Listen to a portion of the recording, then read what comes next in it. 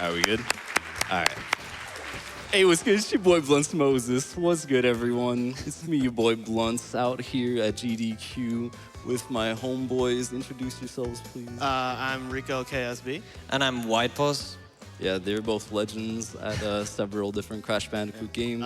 I also run the one that you're about to see. I run OG. Yeah. I don't know why I'm here. All right. We're here because you're a cool guy. Yeah, so this is Crash Bandicoot N.Sane Trilogy. We're going to be doing Crash 2 100%. Really cool category, so I'm going to count it down for you guys. You ready for me? 3, 2, 1, go. All right, so for this category, we're going to be getting basically everything. So that means 25 crystals, 42 gems, 5 secret exits, and beating the last boss, Dr. Neo Cortex. So first skip really hard, get out of this tutorial section. Yeah, really important. It's really difficult. You gotta pause the game and then just hit quit, and it takes you to the warp room. You skip the intro entirely. It's super hard. Yeah, it's very difficult. Yeah, so we're going to be starting off with Crash Dash, which is one of my favorite levels. Everyone knows I love to be in that level my entire stream. And so this is a boulder chase level. And in each level, there's a box gem you can get by breaking every single box in the level. Some levels will have another gem. We'll get to that when we come to it. And so the main speed tech we're doing in this game is called hop sliding. Maybe my associates can explain what I'm trying to do here. All right, so if you notice right now, the main movement that Blunts is doing is sliding and spinning. In basic scenarios, this is the fastest movement, but you'll notice that right there, he got a really huge speed boost while doing the slide spin. So basically, if you do a slide spin and you touch the ground before the slide spin animation finishes, the game never registers that you've landed, so you maintain your falling speed. And you can keep this going as long as you can maintain a consistent chain of slide spins. It's got a fair bit of precision to it. But there are a lot of places where you can do it. You can do it off of any elevated surfaces, any hills, or if there's a type of scenery or a ceiling that will bonk you back onto the ground. So right there, once backed up onto the hill and then turned around during the slide spin, and he got the hop slide going. Hey. So those were TNTs. They are explosive crates where normally you're supposed to bounce on them to start down a timer. If you spin them or slide into them, they'll explode, but in that case, he was able to get out of the radius of the TNT in time to avoid being hit. Yeah, you can actually like break those bouncy crates by sliding or spinning them. There's like, a lot of tricks you can do. Yeah. If there's a stack of crates, you can usually spin on the ones on top, and then Crash will just land on the ones below it normally, and you can slide them, and it saves time over bouncing on them 5 times or whatever. Right. Yeah. So you got a hop slide there off of the tunnel entrance. The key to this game and saving a lot of time is knowing where you can hop slide, knowing where you can get a backup if one messes up, and basically just knowing where you can get them and applying it. Right, so generally, I'm just going to be trying to slide spin as often as possible and try to get any hop slides basically whenever I can.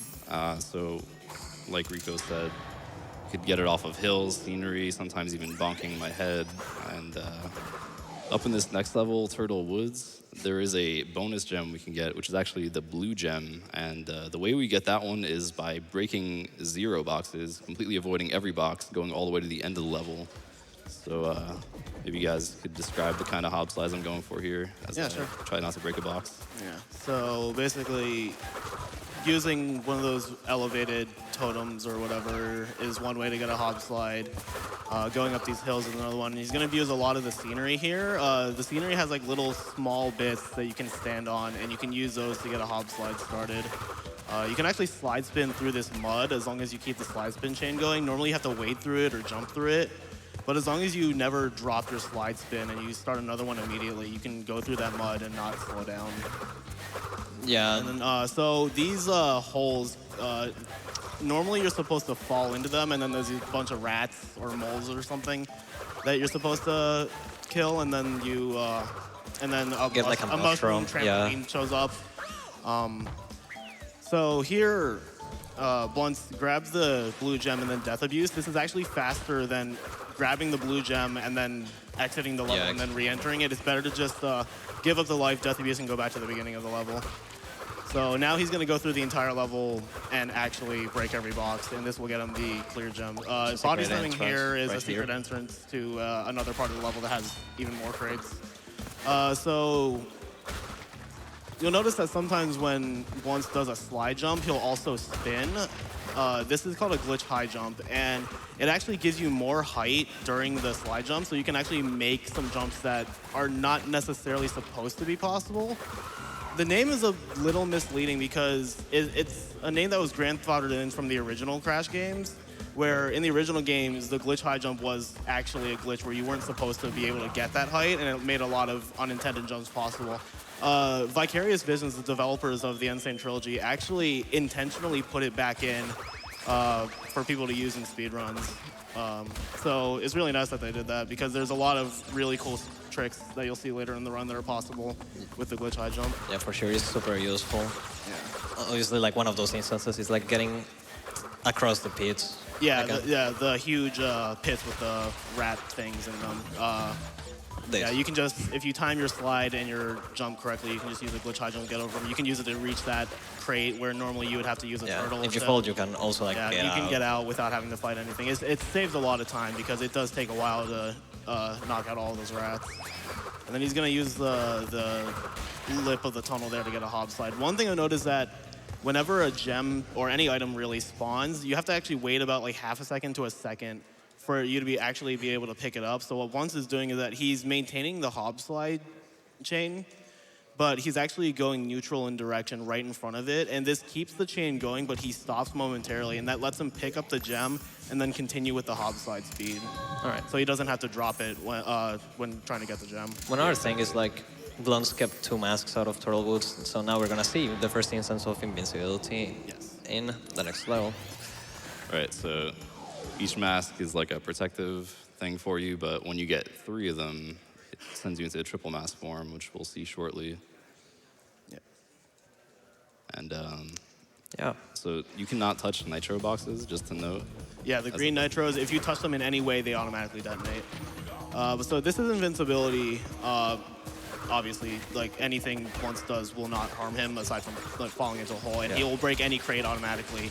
So invincibility actually increases Crash's base running speed, but it doesn't alter his slide spin speed. And slide spinning is still just a little bit faster than running normally, even with invincibility.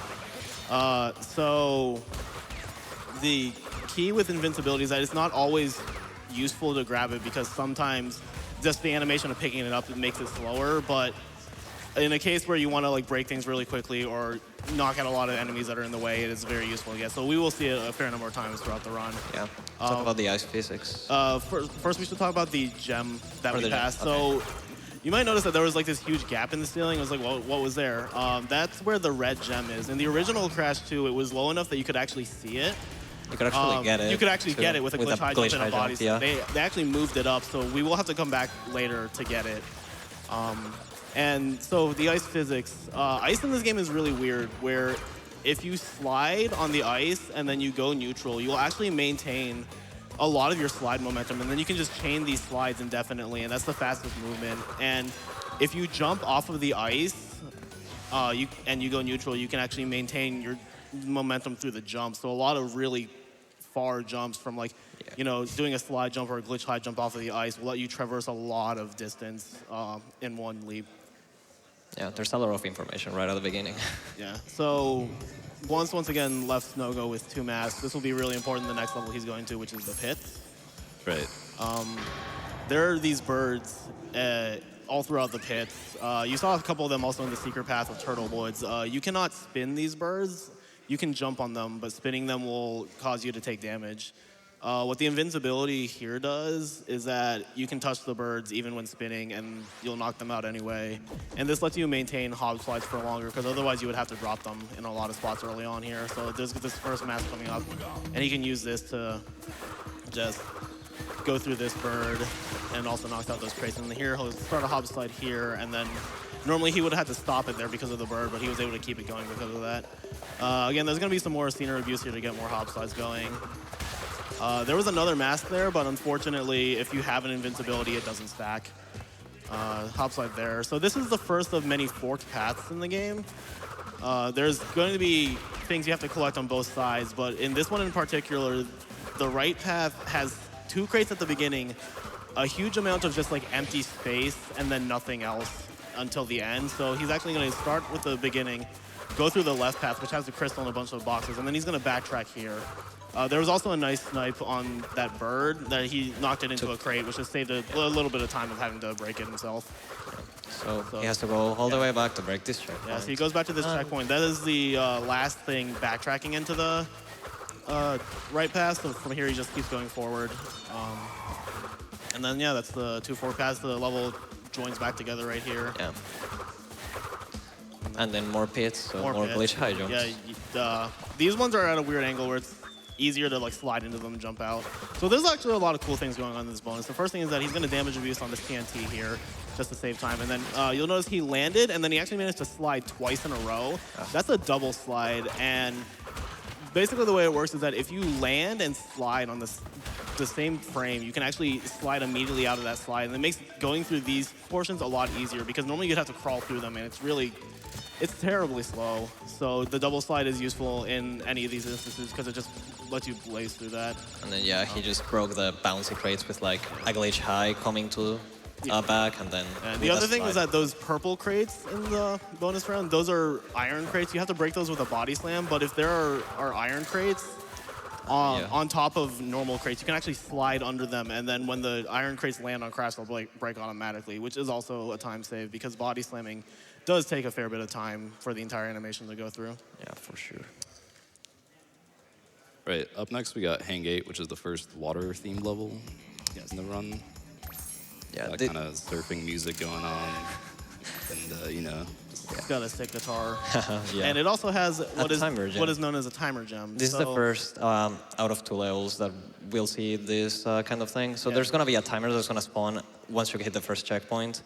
And so we're going to get like all of the boxes until a certain checkpoint. And then we're just going to run until the end of the level to get the timer gem. Yeah, as long as you reach the end of the level before the timer runs out, you will be rewarded the timer gem. However, after activating the timer, if Blunts at any point loses a life and has to respawn, then the timer gem goes away and you'll have to restart the level. Yeah.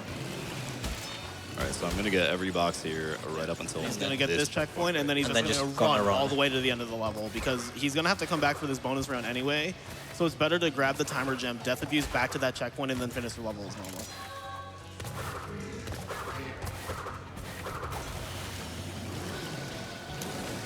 You can hear the sick guitar. Hey, there it is. While he's going through this portion, it's probably important to know we are playing on the PC version of N.Sane Trilogy. The PC version is the fastest version of the game for a lot of reasons. Most of it has to do with the fact that it actually runs at 60 frames per second as opposed to 30 on the console versions. And this makes a lot of things, for one, Crash moves just a little bit faster, which adds up over the course of the run. A lot of tricks are easier because of the 60 FPS, most notably the Hob Slide. The Hob Slide was known for being very difficult to execute on console, but on PC it's a lot easier, and there are a lot more that are possible. And all this just adds up over the course of the run to just make the PC version by far the fastest version of the game. It's still possible to run on, PS4, Xbox, or Switch. It's more difficult, and optimally it will lose time. Yeah, here's the first instance of a color gem path. So you have to enter this level after getting the blue gem in Turtle Woods, otherwise that platform won't be there. Yeah, there are 5 color gems in the game, and each of them has a platform that is only unlocked by collecting that gem. So a lot of the level order in the game has to do with not only like what levels of optimal use of masks, but also color gem order. So a lot of the levels you'll enter after collecting a color gem in another level. So here, Blunt is actually going to go neutral to get all these ramps in one go. Shout outs to DevCow for that strat. Thank you, Dev. Pog. I believe that was found recently. Yeah, very recently, like a month or 2 ago. Yeah. Very nice blue gem platform. Yeah. Yep. And from here, we finish out the level. Yeah, fairly straightforward. It's a pretty straightforward level. Do you think we should fire off a donation or two? I sure can. We have a $20 donation from Cameron Vengeance. Says at AGDQ2019, I taught this man how to hob slide in person. Half a year later, the man is on the big stage representing the N.Sane Trilogy community. Do me proud, bud. Thanks, Cam. Never change. Our boy. You're the best, man. And we have, there's no message here, and I hope I pronounced the name correctly, Mars's, M-A-U-R-C-Z, with a $100 donation. No message. All right. Wow. Time for the best boss fight, right? So coming up is the first boss fight, Ripperoo. The best one. He is one of the hardest boss fights I've ever seen in video gaming ever. In reality, he's really easy. There's nothing to this fight. There's no speeding it up. It's an auto-scroller. He does the exact same pattern every time, and you just have to wait for him to be vulnerable. So this is the perfect moment to fire off every single donation you got, because this is like the one major break in the run. All right, well, we got a bunch that have come in, so we'll get to it. We have a $10 donation from Kid Misfit, said, had to donate during the Crash 2 run, a game I'm learning to speedrun and hope to get better at. Good luck, Blunts Moses, and everyone who is running games this week. Thank you. We have a $10 donation from Highlight. It's 3 a.m. right now in Germany, but I have to make my first donation right before one of my favorite games of all time, Crash 2. This run is going to be great. A $20 donation from Iced Spice. Today I learned that AGDQ is taking place 20 minutes away from where I live, and even though I've been watching for several years now, I never check the location. So I can't exactly watch the Octo expansion run, the one that I'm looking forward to the most in person, but I'll be sure to catch it live. And Tones Ballones, good luck. I found out that GDQ is very close to me as well a few years ago, so I understand the feeling. We got time for a few more? We can probably do one more. One more? All right. So we have a $50 donation from WindChaser316.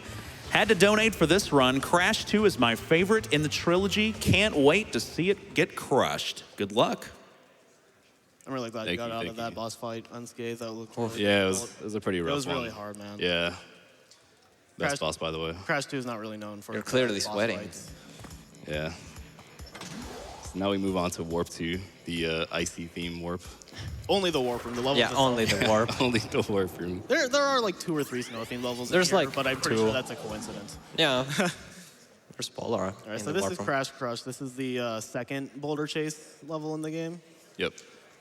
There's a good number of hop slides you can do off of the scenery. They're also like not readily apparent. So, but overall, I'd say it's a fairly straightforward level. The key with these chase levels also is mostly just memorization.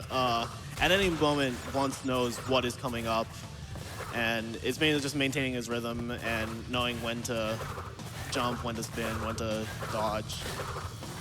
He went for a hop slide off of the very tip of that hill. That one's really tricky to get.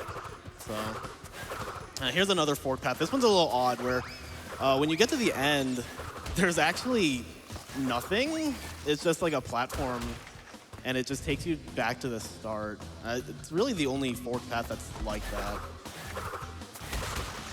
Nice. A lot of this is just straightforward, Yeah. running away from the boulder. Just avoiding the mines. They don't kill you. Yeah, the mines don't hurt you, but they do slow you down, and they do threaten you with the boulder itself. Yeah. Thankfully, the boulder also breaks the boxes for you. Yeah, so Right. one really nice thing for the N.Sane Trilogy compared to the originals is that in the originals, anything that was off-screen was treated as it didn't exist. But the N.Sane Trilogy loads the entire level at once, so anything off-screen will still get broken if it would get broken by, say, the boulder or even a nitro. There will be a lot of nitros later where there are nitro detonators that will blow up every single one in the level. And in the N.Sane Trilogy, it actually blows up crates that are adjacent or within the range of those nitros, and that will be useful for saving a lot of time. All right, so anything in the tunnels, I have to break myself. Yeah. So you see that boulder broke that crate, so even though Blunts missed it, he just was able to keep going. One other thing to note is that sometimes if Blunts can't fit a hop slide or a slide spin in, he'll just jump really quickly and then continue moving. So On the PC version of N.Sane Trilogy, jumping is actually faster than running by a little bit. It has to do with like the speed of Crash's jumping and falling arc. It doesn't come out too much just because slide spinning and hop sliding is overall more useful. But in this few instances where it wouldn't be beneficial to do it because it is kind of a set distance for a slide spin, so you do have to commit to it. Just that jump in place just saves a little bit of time over running. Right, just those minor optimizations that really add up over the run. Over the course of the run, for sure. So up next we got Barrett, featuring our friendly little polar bear named Polar, which is a very creative name. And basically all you do in this level is boost and jump. But the boost has a cooldown, so we kind of chain it into the jump to manage that. So basically, when you land from the jump, the cooldown essentially erases itself. Yeah, it just gets deleted. So it's better to just boost, and at some time before the boost ends, just jump, and then you'll be able to boost again immediately. This level is kind of infamous in that originally the crates on the PS1 version of the game were very hard to break just because of the way Polar moved. It's a lot easier in this version. The crates are a little closer together, and Polar overall just weaves left and right better. So luckily this is a pretty straightforward level, and nothing catastrophic will happen, ideally. Yeah, that would never happen. Nah, nothing will. Yeah, nothing ever goes wrong in speedrunning. Everything's planned. Yeah. This last section in particular was pretty infamous for being very difficult to break all three crates, but it's pretty trivial in the PC version of the game. This is in PS4. And I was unable to move there. Yeah, it might have looked like Blunts was just like standing there letting Crash, take a stretch or something, but it's actually, he couldn't move until Crash actually turned around. That is the entire length of that animation. And I think it's only in Barrett where it's that long. Yeah. There are 2 other Bear levels, and neither of them have an animation that long. But for some reason, Barrett does. So yeah, now we have Air Crash. Yeah, so Air Crash. this is the only level in the game where we are not going to get the box gem on the first pass of it. Right. There's simply too many things in this level that you actually cannot collect it on the first pass, so we'll be coming back to it later. But there is other things that will be going on in this level. Yeah, this is the first instance of The death a route. death route. Right. So what happens with the death route is that it's a platform that it's there if you don't die before a checkpoint, or if after getting a checkpoint. After getting a checkpoint and before getting to the platform. Yeah, exactly. So it's like if he were to die at this point, the death route wouldn't exist. Yeah, so it's very pivotal that he does not die from this point on until stepping on the death route. Once he steps onto it, it's his for as long as he stays in the level. And there's a gem at the end. So I'm avoiding this. Oh yeah. Did you forget that? He's living life on the edge. All right. Yeah, so this is the right route, here. right there. So there's a gem at the end of this. Yeah. So it's supposed to be a lot more difficult than the regular level. It's supposed to be. Yeah, the glitch high jumps are super nice here. I am certain that on the console version of the game, that glitch high from the hippo onto that platform isn't actually possible. So there's like very small things like that just like the PC version just make possible just because of the frame rate. It's really weird that the frame rate just has that much of an impact on the game. Right. Now he death abuses and goes back to this checkpoint, and then that's a very what is that? What is that platform? What is that? Where'd I go? Did you just run warp? Yeah, so this is the first of 5 secret exits in this game that we hinted at before, and each of these secret exits is associated with a secret entrance to another level. In this case, it'll unlock an alternate path into Snowgo, which was level 2. This is where we get the red gem. Right, exactly. This is actually a really cool path. It is entirely ice, so there's a lot of cool movement you're going to see here. Shoutouts to Ice Physics. Ice physics are the best. We love how broken they are.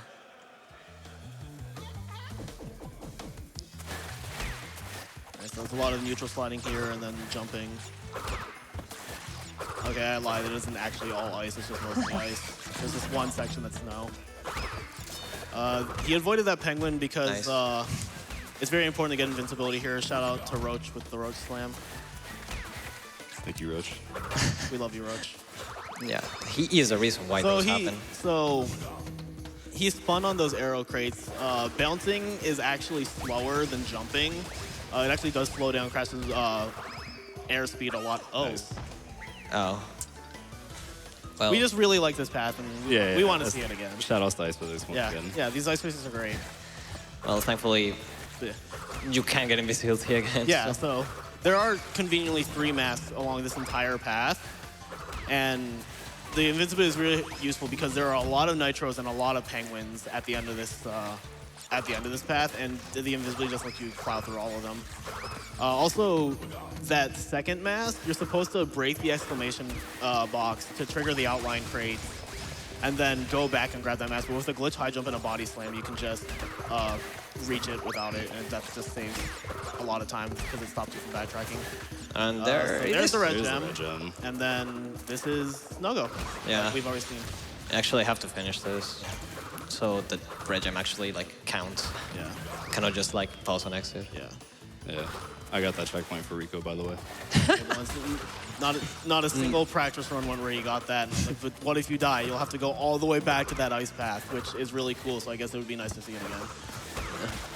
You only lose a minute, another minute. Yeah. I mean, yeah, No big it is a deal. lot of time to like hit that checkpoint. It's like half a second. I shouldn't waste that. But yeah, so we exit this level with 2 masks, which is really convenient for the next level, where we're going to make good use of the triple mask form Yeah. as soon as we come across the first mask box in it.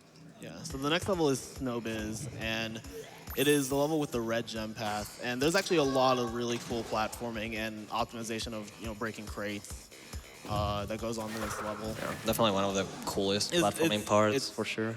on- Also, it's one of my the favorite hint levels. says unlock a new path by earning the red gem elsewhere. Oh, dude, what a coincidence! Once just got that. That's so lucky. So not man. I feel sorry for like people who entered this level first. So interesting thing with those penguins is that while they're spinning, they're actually invulnerable to any type of bounce, and like spinning directly at them will also harm you. Just interesting little tidbit Yeah. there. So these, I think they're porcupines. Some people call them hedgehogs. When their quills are up, they're actually completely invincible. You cannot hurt them unless you are also invincible. So that's the key with this invincibility, is that at the start of this red gem path, not only is Blunt's going to break all the crates along the way, but he's also ideally going to get enough hob slides to catch the cycle of porcupines at the end and go through them without having to worry about them having their quills up. And he did, so that was very nice. Good. Really fun section with a bunch Yeah. of bosses. Yeah, this section is fine pretty cool. physics. Yeah. This is definitely a really awesome section of the game.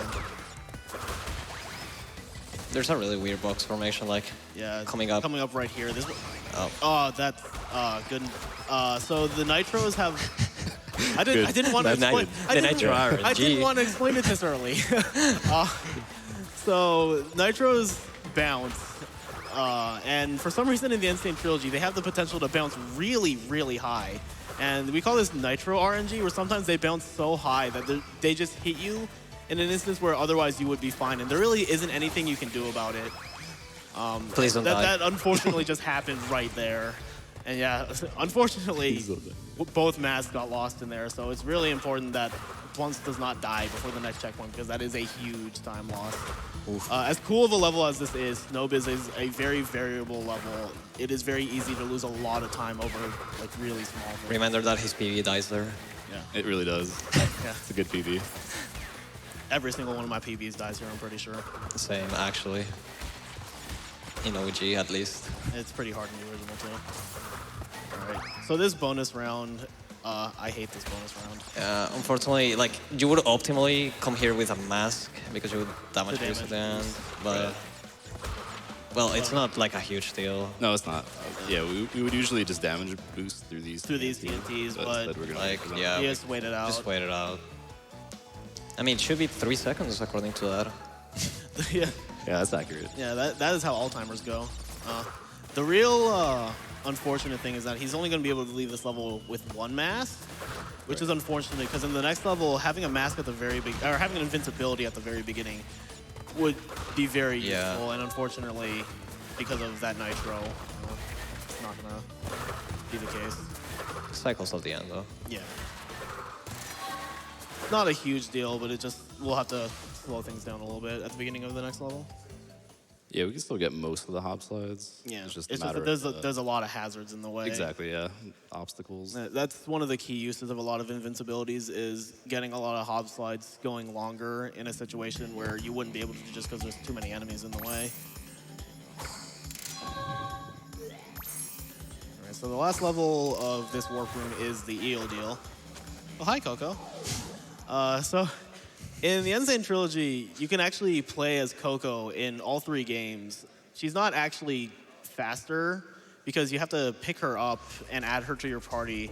And there are also select levels, and a lot of them in Crash 2, where you actually cannot play as her. You can't use her in any boss fights or anything that requires Crash riding a vehicle, so like the polar bear. So overall, it is much, much slower to grab her, especially because in terms of movement speed, she is actually identical to Crash. Their hitboxes are a little different, but that doesn't come up at any point where she's extremely useful. Yeah. So it's sad as it is, it's much more beneficial to just leave her there. So he just obviously broke the game right there? Yeah, like obviously. you're cheating, dude. You How went did I get right through through that that wall. wall? I'm pretty sure all of this is actually just fake. Like none of this is supposed to be a thing. Disqualified. Yeah. Banned. Banned. So what that actually is that wall is legitimately not solid. Yeah. It hides the green gem. And then when he gets to the end, it's actually a dead end, so he just death abuse back to the... It's a very cryptic secret for like no reason. Yeah, the hint is that like why would there be all those nitros over there for any reason if it was just a dead end? And that's like, you have it. The hints for the color gem in this game force you to really like think outside the box. Haha. I'm sorry. Damn. Got him. We got owned. So this bonus, a lot of the bonus rounds in this game have invisible walls, and you can do something like Monsters did there, where he slid into the invisible wall, and that let him break the crates a lot quicker. Get a hop slide off. Yeah, another fork spot. Really small. Yeah, that was another instance of awesome. An extra body slam. The body slam hitbox is great. It's not actually that great. It's pretty fickle. Sometimes you break 3, and then other times you break 2.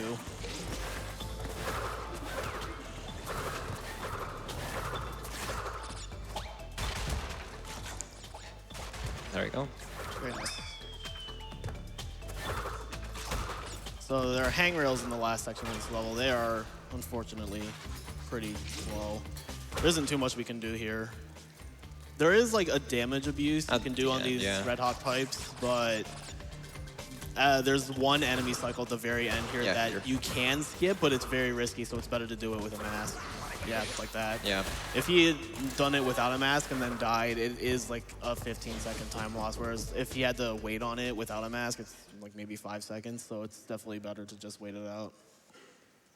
Yeah, so coming up next is the best boss, Komodo Bros. It's This is actually one of the better bosses in the game. Yeah.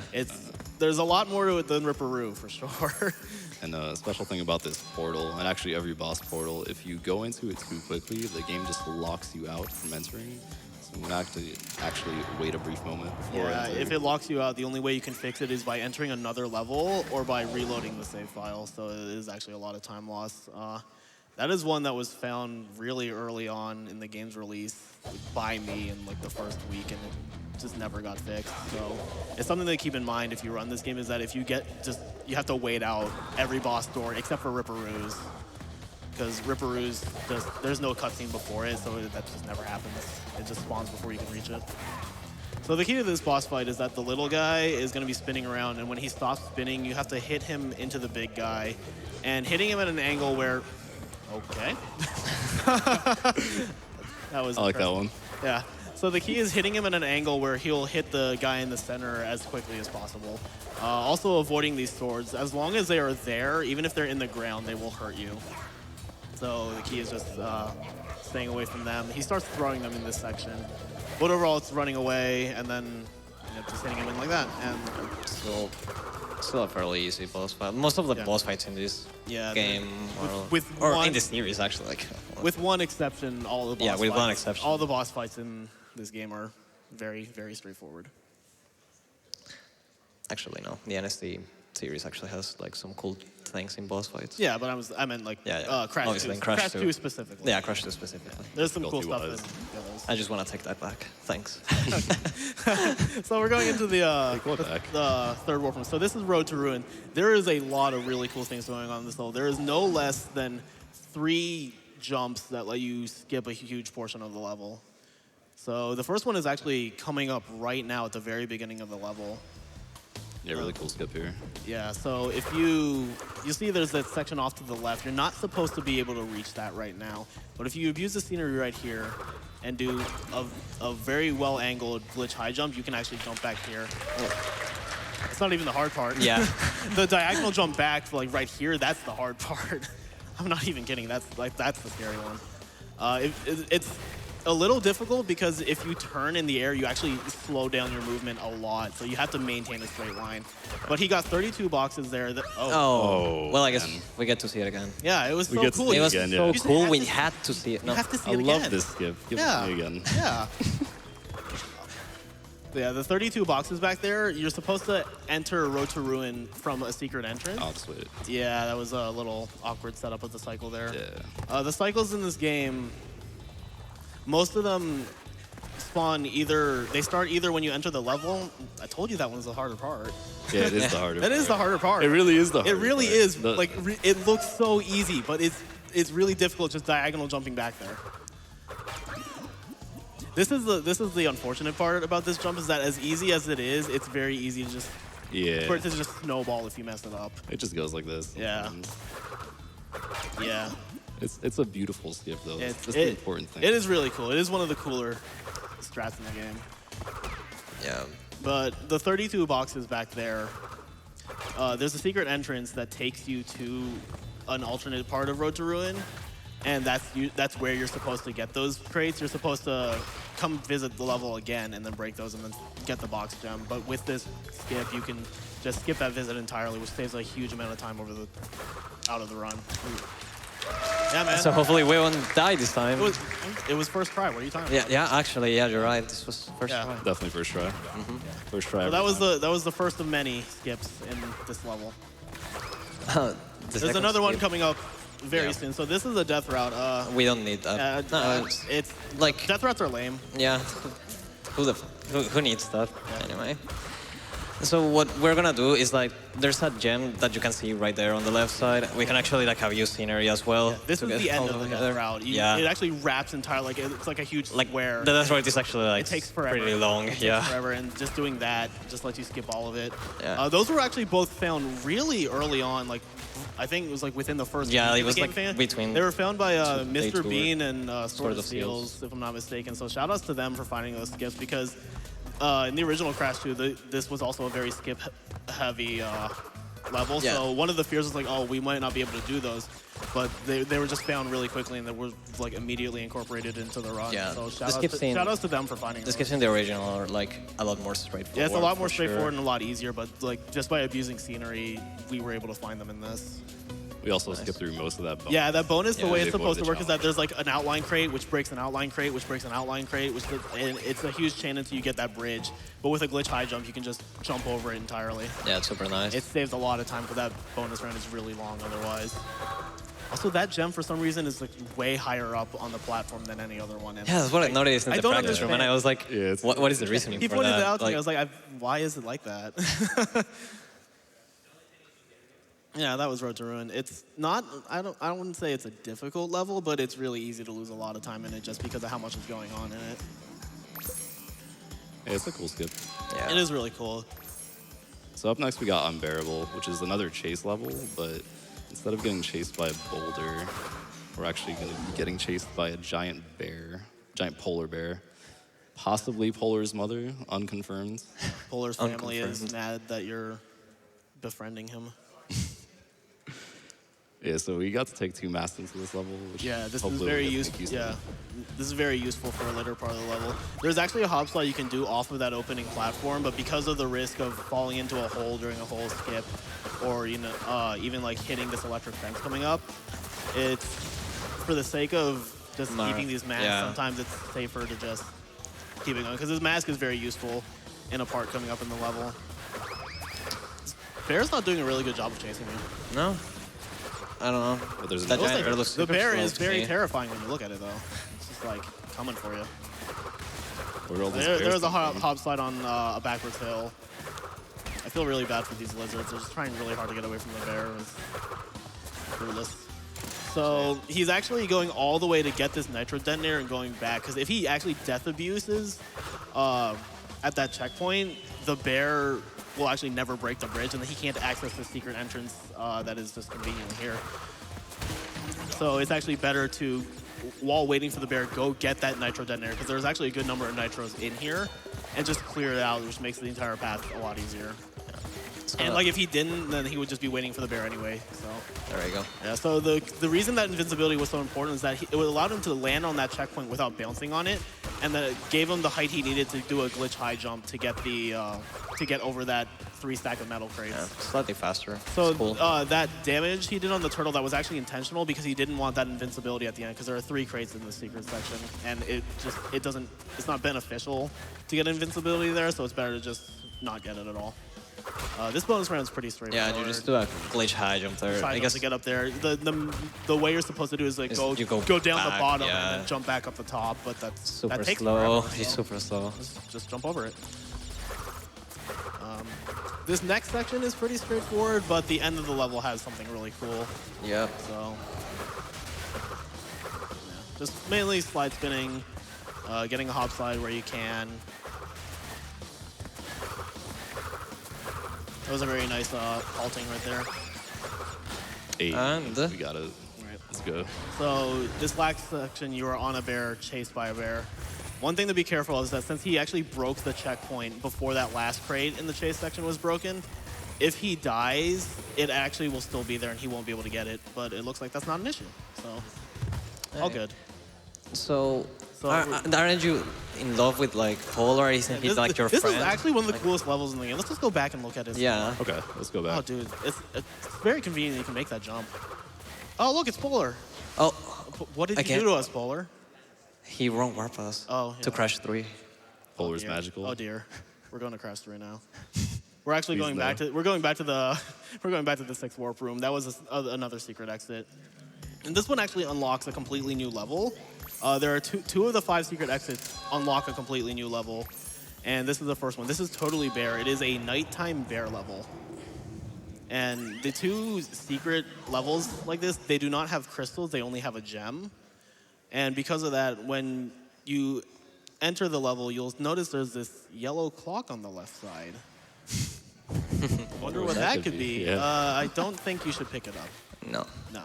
That'll pop So one thing they did with the N.Sane Trilogy is that there were time trials in Crash 3, and the N.Sane Trilogy version of Crash 1 and 2 actually has them added into the game.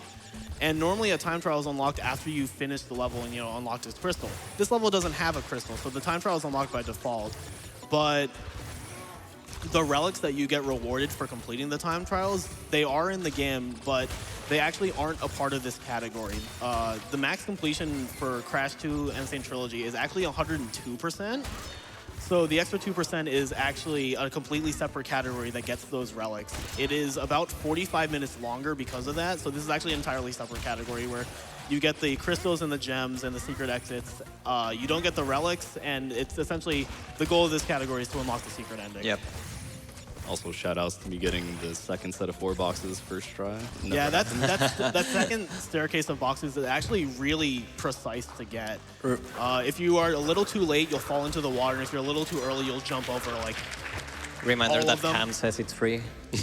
Cam says, everything is free. I mean, is he wrong? It's debatable. I love you, Cam.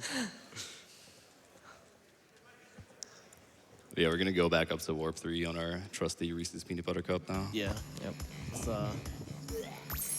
Sponsor me. Kappa. sponsored by Reese's. Reese's are good, man. Yeah, so up next is plant food. This is a water great tube level. Yeah. I love this one. Yeah. This is the other level that has another timer gem. Yeah, the yellow gem is the timer gem It's for this the level. reward. Yeah. You actually have to enter this before sewer because of Yeah, that. so right off at the very beginning of this level, there's going to be a glitch high jump that Blunts is going to go for. I am notoriously awful at this. It's like a 99% chance that I will always die at the beginning of this level. There's a lot of like really tricky jumps you have to do just to skip all of these cycles with the moving platforms. Yeah, definitely Well, it's intense just really platforming. easy. Super easy. Yeah, I used to think this was the hardest level in the game. this level is really hard. It seems pretty hard. It's a pretty difficult level. It's also very unforgiving to mess up. Yeah. Because again, with the timer gem, if you die at any point after breaking the checkpoint, the timer gem's gone. You have to re-enter the level. So after that checkpoint, Blunts is going to once again just leave everything behind and just like run to the end of the level as fast as possible. Because after grabbing the timer gem, he's once again going to Death Abuse at the end and take us back to that checkpoint and then clear out the level from there. Those two plants are actually really difficult to weave through. If your positioning is not like exact, one of them will hit you. So it's like very vital to carry master here. And those two sets of plants, it's actually impossible to get through them. Yeah. So you have to have at least one mask. It's very safe to have two. And then he's just going to grab this yellow gem and then Death Abuse. Now we have this will take us back to the second checkpoint rather. And Yeah. from here we'll finish out the level. Yeah. Trigger those TNTs and go into this bonus. Try to slide under this first set of boxes here, Yeah. see if it works for us. some cool strats. Yeah. Small strats. An annoying thing with this bonus is sometimes like the scenery juts out just a little bit that you can get caught under it and Crash will just fall to his death. Yeah. But everything worked out well there. So the rest of this level is a pretty straightforward shot, aside from one thing Yeah. coming up, assuming we can keep this mask. Yeah, so we're gonna try to weave between these two plants. All right, there we go. Hey, If the second plant just like kind of stares at you blankly, then you're probably okay. It's when he like lunges back, you're probably gonna get hit. yeah, so we just sniped that plant into that box. Yeah. And, damage So abuse yeah, there to break yeah. it. When you damage abuse over that plant, it actually propels Crash in the air, where he can jump over and hit those boxes without having to go all the way over to break them on the main path. That's super nice. It Up. saves a decent amount of time too. Gems are also important, by the way. Yep. Yeah, those are. Might want that. Yeah. Yeah. Possibly. I think you cannot miss those. Now, most levels, I would say we love it so much that we would want to see it again. I don't want to see plant food again. So up next we got Sewer or Later, which is everyone's favorite level. Oh, Actually, really. it's cool actually level. really cool. It is a level. really cool level. It's also a very hard level. Yep. This is a level where masks and hob slides are going to be your best friend. So pretty early on into the level, there's going to be this scientist hanging on the ceiling who has a flamethrower.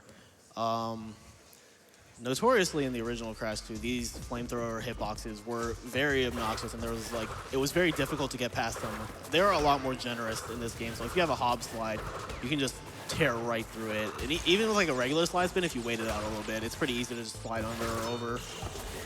So here he's gonna get this checkpoint. Okay. Okay, well that's We didn't.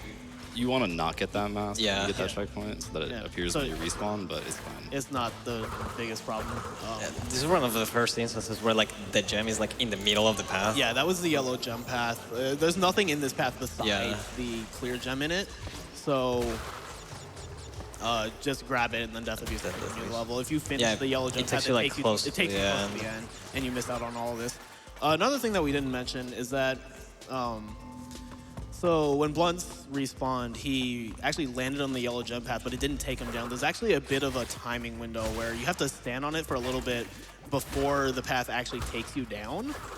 But if you land on a bonus platform or a gem platform and then immediately like shift yourself in any direction, it'll automatically trigger the moving of the platform. So it'll save a little bit of time to just like land on a platform and then just like shift yourself a little bit.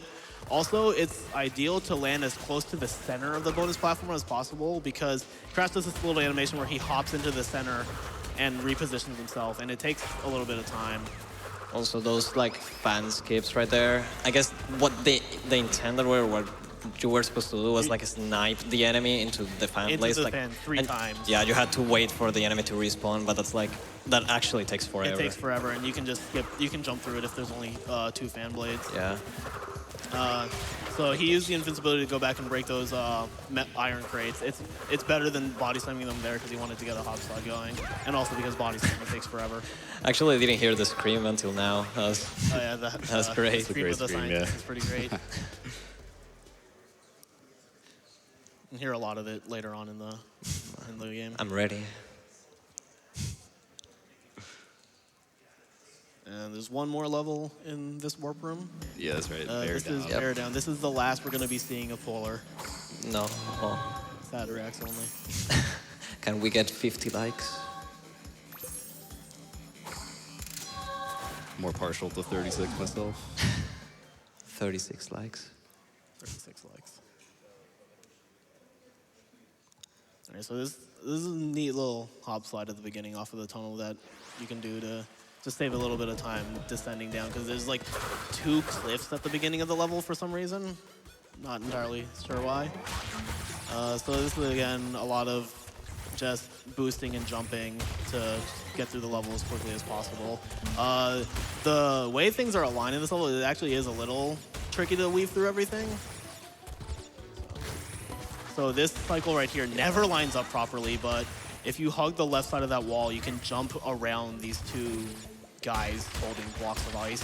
Yeah, like if you go too fast. If you go the cycle, like too this fast, thing. they'll like Almost. drop it on you like as you go under it. Yes. Normally you're supposed to, like, each one has a specific one. You can either go under it or go above it, but that one you can just like go right past it. You can jump over these totem things right here. And then sometimes you gotta slow down a little bit just to get these crates. If you miss a crate in a bear level, you have to. definitely use. Yeah, there's no way of backtracking. Polar endlessly moves forward, so. Oh, Rico, are you seeing those? those platforms? What? Blunts, why don't you go check them out? Get the jump first, just in case. Yeah, we actually need that. Yeah. What is this? Oh. It's a secret exit. Wow. That one's pretty obvious. Yeah, it's But one probably of the, like the less first, cryptic ones. playing casually, that's probably the first secret exit you'll find, because it's like, what would those be there for? Unless Yeah. there's something there. This unlocks the secret entrance to Air Crash, which is the level we didn't get the box gem in. We're not gonna. We're just gonna do it later. Yet. It's Masks. better to do it later because you can take 2 masks out of it, and that's very important for a later part of the run. If you were to get masks right now, he would lose them automatically because of what we're about to enter next. And those masks are very useful late in the run. Yeah, it's fine. And we're going to be visiting the 6th warp room 2 more times, so... Yeah. Right. Yeah. And up next, we got the best boss. Yeah, this is my favorite boss this is my fight. favorite boss fight. Everybody loves this fight. This is Tiny. Tiny Tiger. So this is basically just like my favorite arcade game of all time, Q*bert. Shout outs to Q*bert. The way this fight works is that there are these green platforms. Tiny will follow you, ideally, and chase you down. And when the platforms turn red, you have to trick him onto them. Oh, nice. Ideally, he follows. Sometimes yeah. he doesn't. So there is a bit of RNG to this fight. The way the platforms fall is there are set patterns, but which one happens is random. Sometimes it really feels like the way Tiny moves is random. But generally the key is to just trick him into falling down.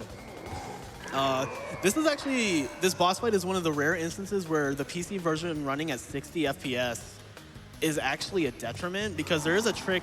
If you lower this to 30 FPS, or if you run on the console version, you can actually force Tiny to fall immediately if you time things properly and react accordingly to what the formation is.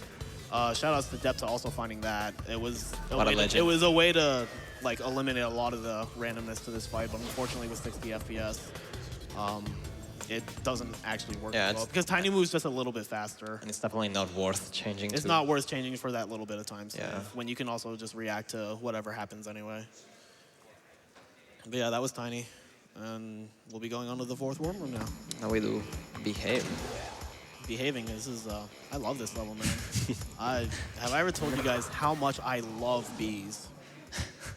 You may have mentioned it once or twice. I am so terrified of bees. This Same. level has always, like, made me really anxious. I've been stung by bees, and it's not fun. I've never been stung by a bee, and I'd like to keep it that way. Also, the bees in this level are huge. So there's this red dirt here. If you do a normal spin on this dirt, you can actually dig into it. And the thing with this level is that the bees are supposed to move fast enough where you have to dig under the dirt to avoid them. But yeah, like that. Yeah, There's he just wanted to show it off. Look how big they are. It's not a And nitro. they like Yeah. swarm you too. Yeah, it is actually slower to dig into the ground, and you can move fast enough where the bees won't catch you anyway. So it's better to just never do a regular spin on these. Like even without the hop slide, once was able to get away from them. So I this skip fence, those 3 yeah. boxes because The nitros will actually, it doesn't look like the nitro will detonate all 3 of them, but they will. And that fence, once hug the left side of the wall. Normally these fences, you have to wait them out because their hitbox actually extends like very far above them, but they don't extend left and right.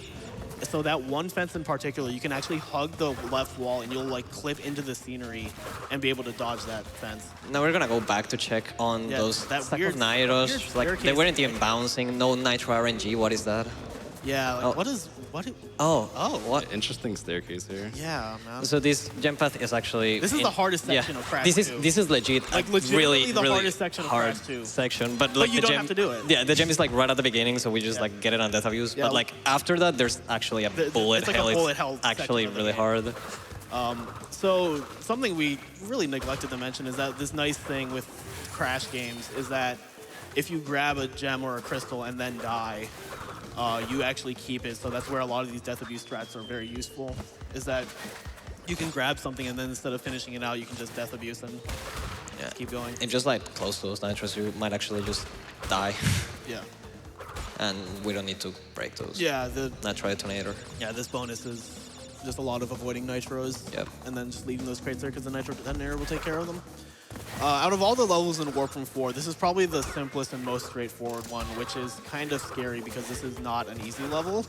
Yeah, Warp 4 is pretty Warp hard. 4 is probably the hardest level in the Warp Room. There's a couple of hard levels in Warp Room 5, but every level in this Warp Room besides this one is pretty difficult. Yeah. So this is really where the run kicks into height. Yeah, this is basically where the gauntlet begins. Yeah, for sure. Especially because we're going to It's also Ruination. a very long warp room because you visit the 6th warp room twice. Yeah, so Ruination, the next level. It actually has a lot of very tight platforming. Yeah, this is infamously one of the harder levels, both casually and speed-wise. It's a lot of tricky platforming. It's honestly very similar to like the level design of Crash 1, where it's a lot of just being patient with cycles. And dying here, like towards the end, actually punishes you, but we're gonna talk about that later. Yeah, we'll talk about that towards the end. This level also, a lot of its box formations are very cruel because they are very similar to formations you see in Road to Ruin, but like this one here, but there's a nitro behind it. So if you like just say, oh, those were boxes, I'm just gonna break them. You just run into the nitro explode. and die. And then there's another one coming up where there's like a bunch of outline crates. It's the exact same formation as Road to Ruin where you broke all those crates, but they're nitros. But they're nitros, so if you like try to just spin into them freely, it's just look at all these nitros. You do have to actually trigger them though, because if you don't, then the nitro detonator won't get them. Yeah. So this is the green gem path, but the green gem itself is really slow, so Blunts just does a glitch high jump into it. This is one of the trickiest platforming sections in the game, for sure. Yeah. It's a lot of timing. There's an enemy here. The depth perception is a little odd because you're just running forward.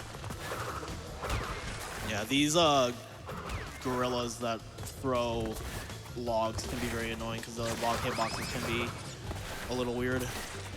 And there's one more section coming up here. They were nice enough to give you a mask right at the end.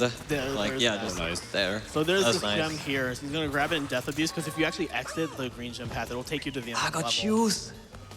We didn't mention shoes. So there's, whenever you fall into a hole, except for the very first one where shoes are guaranteed, which happened in Turtle Woods, there's an animation that might play that we call shoes. And if that happens, then it just loses time because Crash's shoes will fly up into the air and then the animation just takes longer. This animation is random, so there's really nothing that can be done if it happens. You just kind of Thankfully, it's not a huge time. Yeah, it doesn't happen too often. You just kind of have to accept that sometimes you just lose a couple seconds. This one is pretty cool. Like, It's a you can cool just bonus. Trigger those TNTs and then It's a bonus. very unforgiving one because there's a lot in it. There's more boxes in this bonus than there are on the main level, so dying here is very unforgiving. Okay, that was... Yeah, that's the bounce crates there can be a little tricky, but Blonde definitely pulled it off really well. It's a very hard section, I think. No, this actually takes forever. Yeah, to go yeah. back. The other thing is Like- that it takes forever to enter and exit this bonus, so if you die, having to re-enter it is a lot of time lost.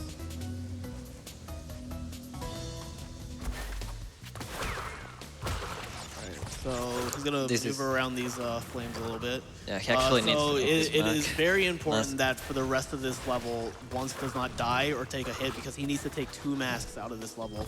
And from that checkpoint on, there's only 1 mask left in the level. And these cycles are actually a bit scary. They're not too bad, but still, they can definitely This like. gave me a heart attack, dude. I was about to actually a say bit- not that's a too bit- bad, and I that's was a- like, I just killed it. That's a very tricky section of platforming right there. Nice. Yeah. That was really good though. And we're out with 2 masks. Yeah. Good job. Good job, Blunts. Hey. That is not an easy level to leave 2 masks with. And it does lose a lot of time to not leave it with 2 masks because the next level is hanging out. And this is a level that's pretty well known for being very beneficial for masks in a speed run. And in the original Crash 2, it was the only level where invincibility was required. We're gonna get a quick message from Coco here, asking about some batteries, maybe something like that. Yeah, at the beginning of the game, this Game actually has a plot or something. I don't know. It kind of has a plot. it This game's has. entire story kicks off because Coco's battery in her laptop dies, and she tells Crash to get off his lazy butt and go get her some batteries, and then Crash gets kidnapped. And that's why we're here, all for the sake of batteries. So this is hanging out. This is the last sewer level in the game, and right off the bat, Blunts did a hop slide to get around that flamethrower enemy.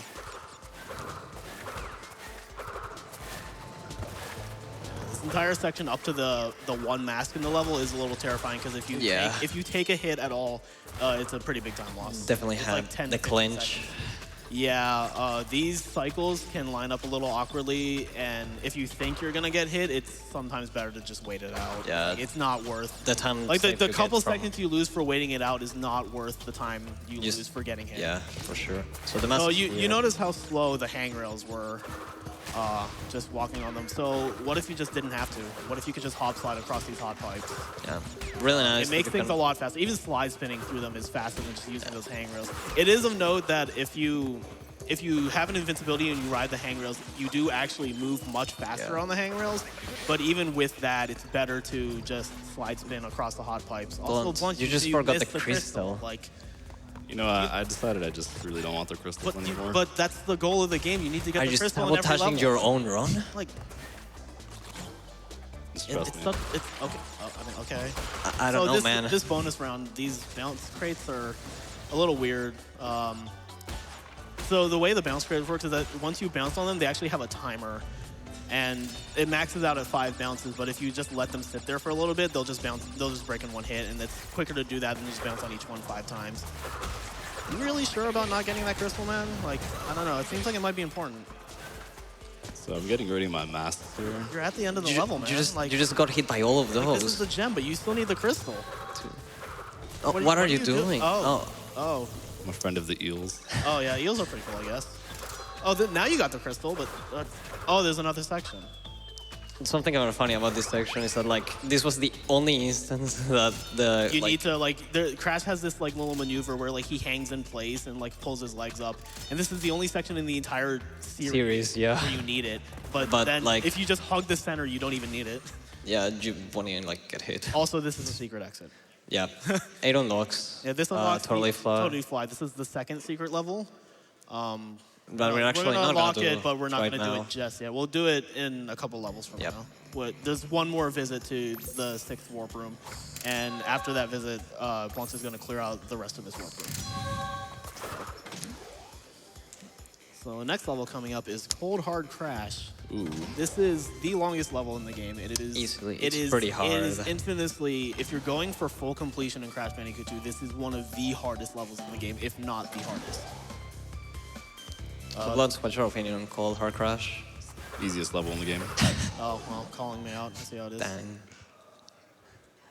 No, it's pretty, I mean, it really depends on the ice physics. Yeah, there's a lot going on in this level. There's a death death route route for again. one. There's a death route, so going up to that death route, Blunts once again cannot die. Yeah, most of like the stuff that actually is hard is actually in there in the death route. So. Yeah, for sure. So going for all these crates. The beginning of the level is pretty low. Yeah, something like cool to note, I guess, is that these level has like a huge amount of boxes. Yeah, this level has the highest box count of any level in the original 3 Crash games at 155. I think the only thing that comes close to it is Gone Tomorrow and Crash 3, which I think has like 120 something. Yeah, something like that. Ooh, that was and then, well, of course, the Wrath of Cortex just like has like 200. 200. In like a bunch of levels. So, one thing of note is that Blunts wants to hold on to this mask because the invincibility is going to be very useful in the death route. Yeah, very. Like, very. Yeah, this bonus is like pretty easy. Pretty straightforward. Probably the easiest part of the level. Yeah, I would say so, for sure. So this exclamation crate actually triggers a staircase coming up. You can make the jump without it, but it's really difficult and honestly not worth it. Yeah, right before the death route, so like, no. He's actually gonna skip this checkpoint. Yeah, so the way this later. death route works is that there's a bunch of crates in it, so you need to do it to get the box gem. But there's also a gem at the very end that you can only get by dropping down and exiting the death route. Yeah, and if you saw that like outline crate right there, there's an exclamation box at the end of the death route that triggers that exclamation crate. So the way you do this level, if you want to finish the entirety of Cold Hard Crash in one visit, you go all the way to the end of this level, this path, you break the exclamation box, you ignore the gem, and you just go back to that crate. It's a lot of sliding right here. The thing that made that invincibility so useful is that it cleared out that entire section of enemies, like, which will be very important. The nitros, we need to come back for the gem. Skipping the nitros is actually like pretty hard. Yeah, that section. To do it without the invincibility, without taking the hit, is yeah. very difficult. So he's gonna hit this checkpoint, and then he's gonna go back into the death route, go through it all again, grab that gem, which will warp him to the end of the level, and then he's gonna death abuse. Yep. If you want to finish Cold Hard Crash in one visit and get the crystal and both gems, that is the way you are supposed to do it. This is not like a speed running like optimization. This is how the level is. Still the long slide. Sliding is fun. Yeah, sliding it's a lot of sliding. Thankfully, that cycle with the stomper there, like, it lined up really well. So yeah.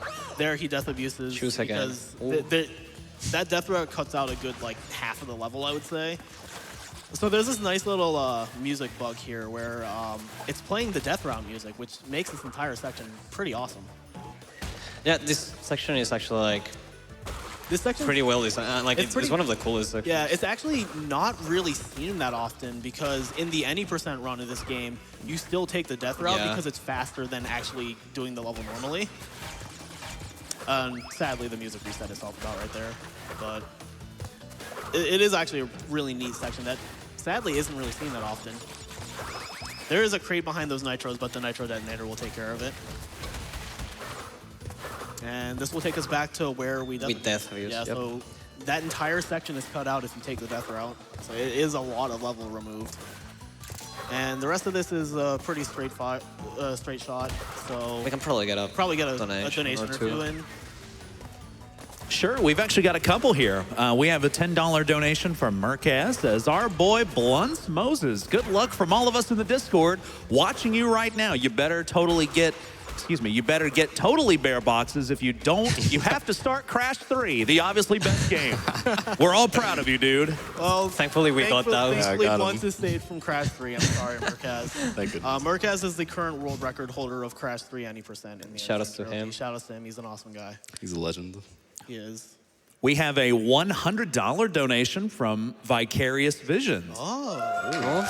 Actually, that's awesome. That's awesome, actually. They said, we love to watch GDQ play our game. Happy crashing. And also, show Coco some love. I do love Coco. I think Coco's great. It's just she's not beneficial to Crash 1 or Crash 2. She is very important to Crash 3. So if you do love playing as Coco, Crash 3 is the game for you. Yeah. And shout outs to Vicarious Visions. We love your game. We got time very good. We got time for a few more? No, there's a lot going on in this level. Gotcha. This is digging it. There is actually a lot. This is one of, I say this a lot in this warp room, this is one of the hardest levels in the run. There's a lot of hop slides you can do, and digging it is unique in that like a lot of the hop slides in Crash 2 are actually ones where they're like pretty short bursts and you just chain a lot of them. Digging it has a bunch of hop slides that you carry for a long time. Yeah. So this level has another death route. yeah, it has another death route. It's gonna be a very interesting. It's a weird one. Yeah, it's part of a forge path. Yeah. Actually, I haven't seen one of those since Crash Like- Crash in Warp 2. Yep. So the hop slide, they're actually letting him get through that fence, and then he's going to damage abuse on this one, because after this level, you can't take masks out of this level just because of the way it's done. So using them where you can is just very beneficial. And that was a hop slide just to get to this bonus. The bonus is pretty straight. Yeah, it's pretty straightforward. So, or like close by. You're gonna get like the bottom two. Bottom two for each. Each. It looks like the TNT won't break all three of those bottom But it ones, does. but yeah, the blast radius is actually wide enough where it'll take care of all three. And then here's the death route. The death route is another case of there's stuff at the beginning, there's a lot of empty space, and then there's stuff at the end. Yeah. So once he's going to damage beast through those nitro just to clear them out of the way, save some time. He's going to get those 2 bounce crates at the beginning, and then he's going to leave, and then he's going to exit from the back. Yeah. Thankfully, there's a way to get. There is a way to get it. You're not supposed to be able Like, to get into the way, yeah. get into the back, but there's a way to abuse some scenery so you can. Getting the hop slides off of these bees is really useful. And interestingly, it's a lot easier to get them off of the small bees than it is to get off of the huge hives in behaving. He No, waited but- out that cycle because it looked like it was a little tight. Oh. Nice. He really liked digging into the ground. And if he had died before reaching that checkpoint, it would You would have spawn, been like, it would right have been a before they pretty big turn the time death loss. route, yeah, it's it would have been super big. right outside of the bonus. So it was better to just wait out that fence a little bit and just not lose the time. So the way you get back inside the death route from behind is actually pretty cool. There's like a kind of scenery that you can like stand That was an interesting hero. on and then just get back in. Yeah, so you can actually step on certain parts of the scenery and just jump in through there without having to go through this entire section that doesn't Yeah. really have a lot going on. And then so there's 4 crates back here, yeah, there we these go. 3 and a checkpoint, and then from here he's just gonna go back out and then use the scenery again to jump out. Yep. The scenery jumps to get into the death route are a lot easier than they look. It looks like it's a really difficult thing, but if you know just the positions where you can land, it's actually Well, thankfully the checkpoint was right yeah, there, but you get good- shoes, good hold so yeah. Yeah, get That was for the cycles. yeah, totally. So you can RNG actually manipulation. carry a hop slide from that hill, but it's a little tricky just because that hole is there.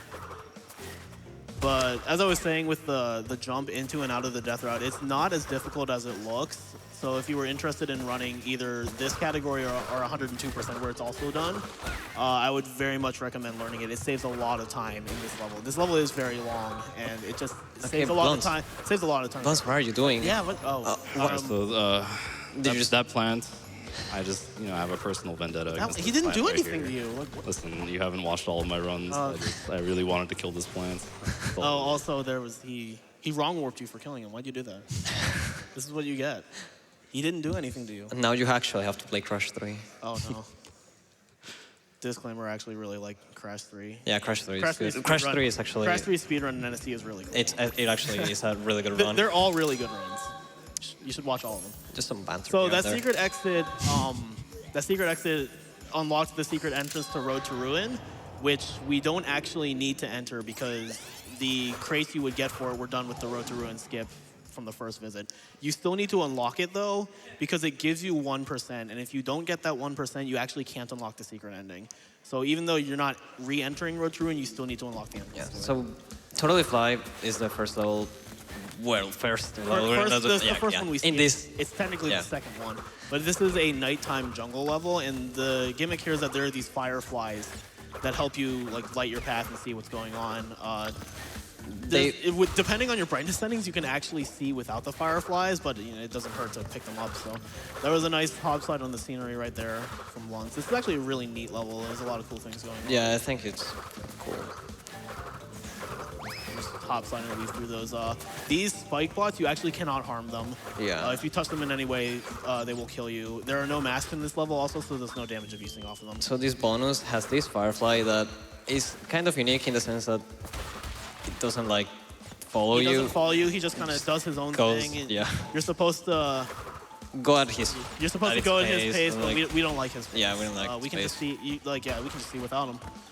Yeah, it's actually like with the brightness settings. With the it's brightness like, setting, it's like actually it's actually really easy. super easy You can to still see. see even Yeah. without it. So it's still cool to do the bonus in the dark. yeah, it's kind of some concept here where So this section, ideally, you're supposed to break all of these iron crates with the body slam before picking up the Firefly. Otherwise, you're not supposed to be able to see. But again, one, if you go fast enough, you might not run out of time, but also you can just kind of see everything along the way anyway. And even if you couldn't, it would be more beneficial to just memorize the layout of those holes and then just do it in the dark. Very nice snipe on all 4 of those crates. We don't need those Yeah, lives. lives are not necessary. We already have a bunch. Yep, and that was the gem in Totally Fly. Like Totally Bear, this level has no crystal, so you're just in there to get the gem. And now we go back to Air Now Crash. we go back all the way back to Warp 2 to finish out Air Crash, and this will be the last we see of Warp 6 and Warp 2. So yeah, so we enter through like a secret end. path that has like a lot of boxes. A lot of boxes, a lot And a of nitro detonator too is in the secret path. Air Crash is pretty great. Yeah. Yeah. This also has a large number of crates in it. It's got 102, I believe. Oh, 102. Is there any significance to that number? Dalmatians. Oh, yeah. Dalmatians, that's it. 102 Dalmatians. 2 Dalmatians. Great movie. It's also a pretty good video game.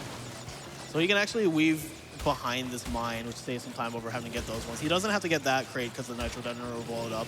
This nitro detonator, and he'll exit this with 47 crates out of the 1 Yeah, or 2. in just like 1 second, he broke 47 crates. And you're back to the very beginning of the Very beginning level, of the so level. you don't have to backtrack, thankfully. This is a lot of this is stuff we've seen before. Yeah. It's just now he's gonna go for all the crates. So we can probably fit in. Up until the end of the bonus, you can Yeah. fit in like 1 or 2, a couple donations.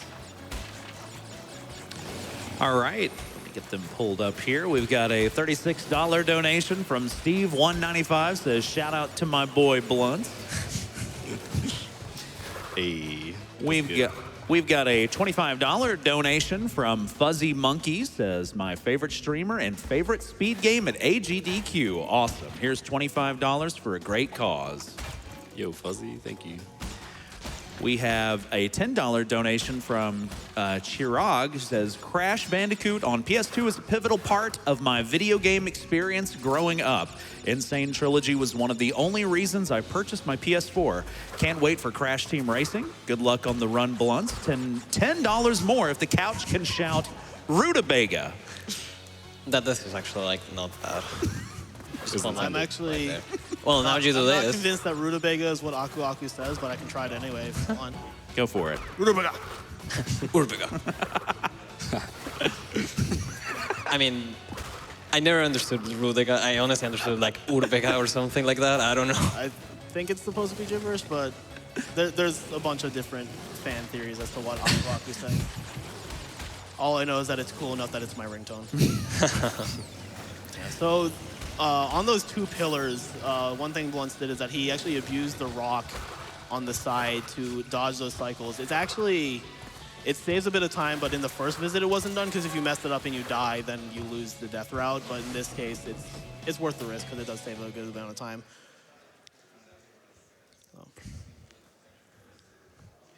And now we go to the best boss fight. Yeah, Yes. This is actually legitimately Best this boss is coming up. legitimately the best boss fight. It is the one that is the only one that's not an auto scroller of some sort. It's actually pretty hard. There is a lot of strategy to this fight, and it's also very important that Blunts is entering the fight with a mask. Yeah. That's why we saved Yeah. Air Crash for Yeah, that's why we now saved instead Air of Crash. earlier. Yeah, Till now. yeah. Because Tiny is actually one of the only boss fights where you can't take in masks. Yeah, So Dr. it's- N. What does Dr. the N stand for? We Nobody actually knows. never found yeah, out. there was never actually a confirmation of what N stands for engine. So every piece of Engine's mech suit has a certain number of hit points. The arms have 10, and with very precise throwing of these Wumper Fruit, you can actually break both at the same time. It's not easy. Yeah, it's It super is precise, very difficult, actually. I've gotten, yeah. Yeah, There. that closed instantly. He Yeah. closes really quickly, and sometimes in that case he closed instantly for I mean, whatever reason.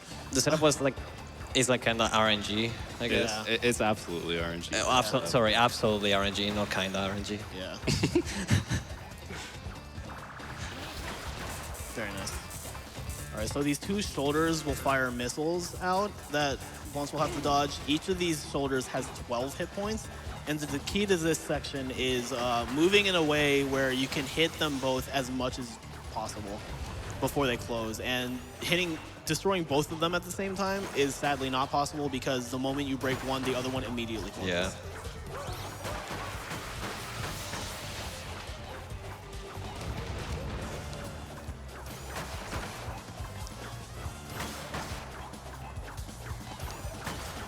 Oh. There we go. There we go. Yeah. By the way, you can glitch high jump, even though you can't spin. Amazing. That's great, actually. I didn't even know you could slide in this section. Very nice. Okay. So here comes the So cool this part. last section is the one that's going to require the mask. And just going to drop down. He's going to come back with a... Oh, what? Oh, yeah. He's going to come back with a Laser thing, I guess. It takes 4 hit points, and normally you can't do it in one go, but if you do a damage abuse, you're able to get it in one. That not only does that save time, it also removes a small bit of RNG from the last part of the fight, in that when he'll drop down again after destroying the platform, he'll go either left or right. It's completely random, and he would have to react to it if he didn't have that mask. So it's very beneficial to bring a mask there. And that was Warp Room 4. So we're on to the very last Warp Room of the run. So Warp Room 5 has actually a really Pretty variable yeah, route. super variable route. It's entirely dependent on how masks go. Ideally, you bring one in to the Warp Room.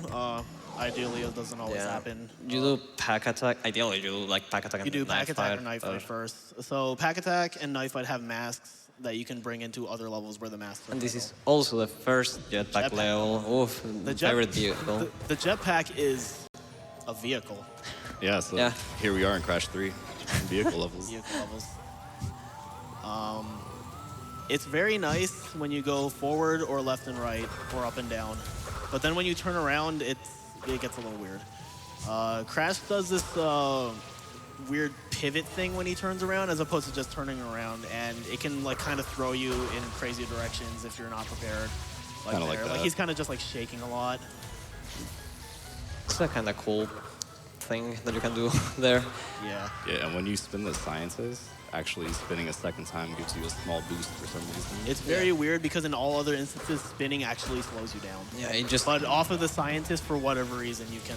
And it gives you like it gives you a exact speed boost, so Yeah, you can like actually hit him a second time without getting hit. For sure. Dodge these tomato things right here. Yeah, those tomatoes. Explosive tomatoes. Yep.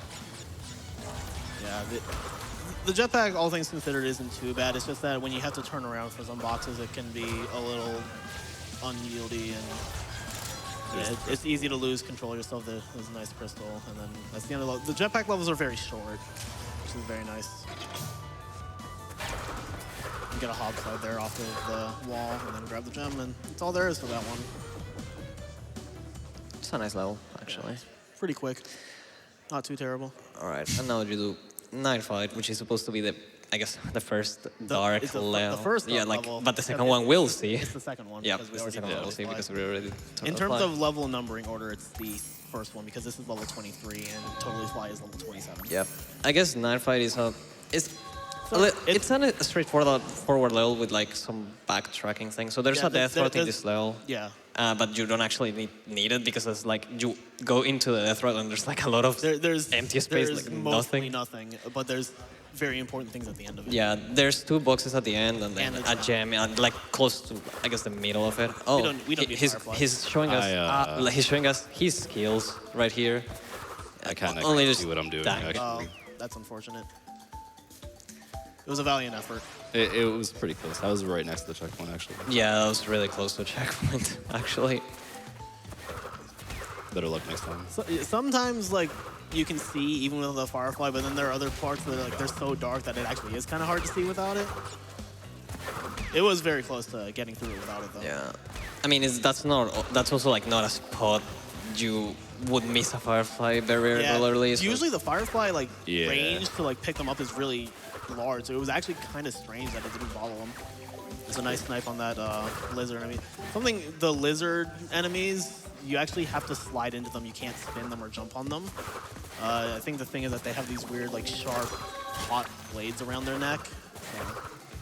So. The rest of this level is pretty straightforward aside from the backtracking, so it's probably a good place for a couple. Yeah, we can probably get, like... Yeah.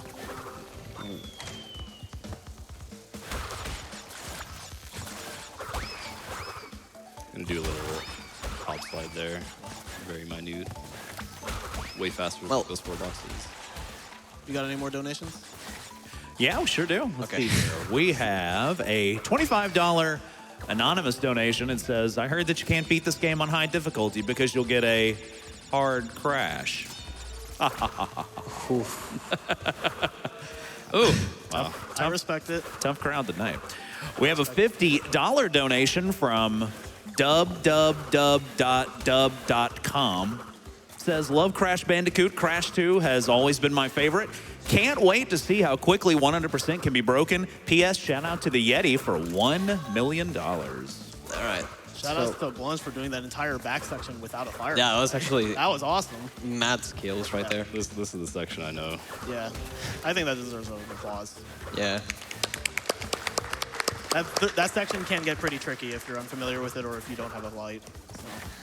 But yeah, there were 2 crates back there and the gem. and the gem, and conveniently you can just like walk up the back, so you don't Yeah, need to actually, I do have no idea how this was meant to be. Like, Yeah, maybe 2 like, bees. I don't two know. visits, or like I think you were supposed to get the gem and then death abuse, Yeah. and then like finish the level and then backtrack at the end. That's how I always Actually, do it same casually. thing with, like, digging it. Like, Digging Hard. it, it's some of these I don't really know. How I don't they know, expect you honestly. To do it.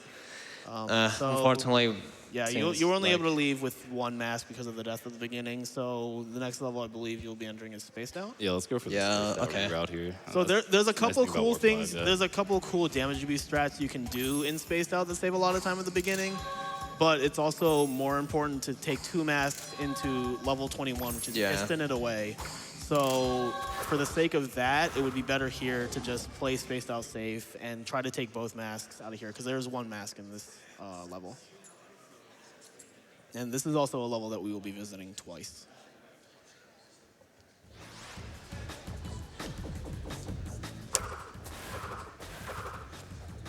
So these electric tentacle bots have a very annoying hitbox. You can only jump on their heads. If you hit their legs at any point, you will get hurt. Aside from when they have their legs up like that, and then you can slide and spin into them. But then you can't jump on them. Got a nice cycle skip there. Yeah, that was very Possible. nice. Even without the damage abuse, we were able to get through that, which is great. Just gonna wait here because I don't want to lose the mask. yeah, it's understandable. That's just how important the mass That properties Nitro are. tried to get you. Yeah, the Yeah. Nitro RNG right there. Yeah. So one thing that we passed was another blue gem platform. That is the beginning of the multicolored gem path. To finish that path, you need all 5 colored gems, which we conveniently have. But It's actually the only thing in it is the gem at the very end. It actually takes you to an exit of the level. So if you were to visit it now, ooh. This all right. All plans. all That was, yeah, that was showing us. keeping us on the edge of our seats.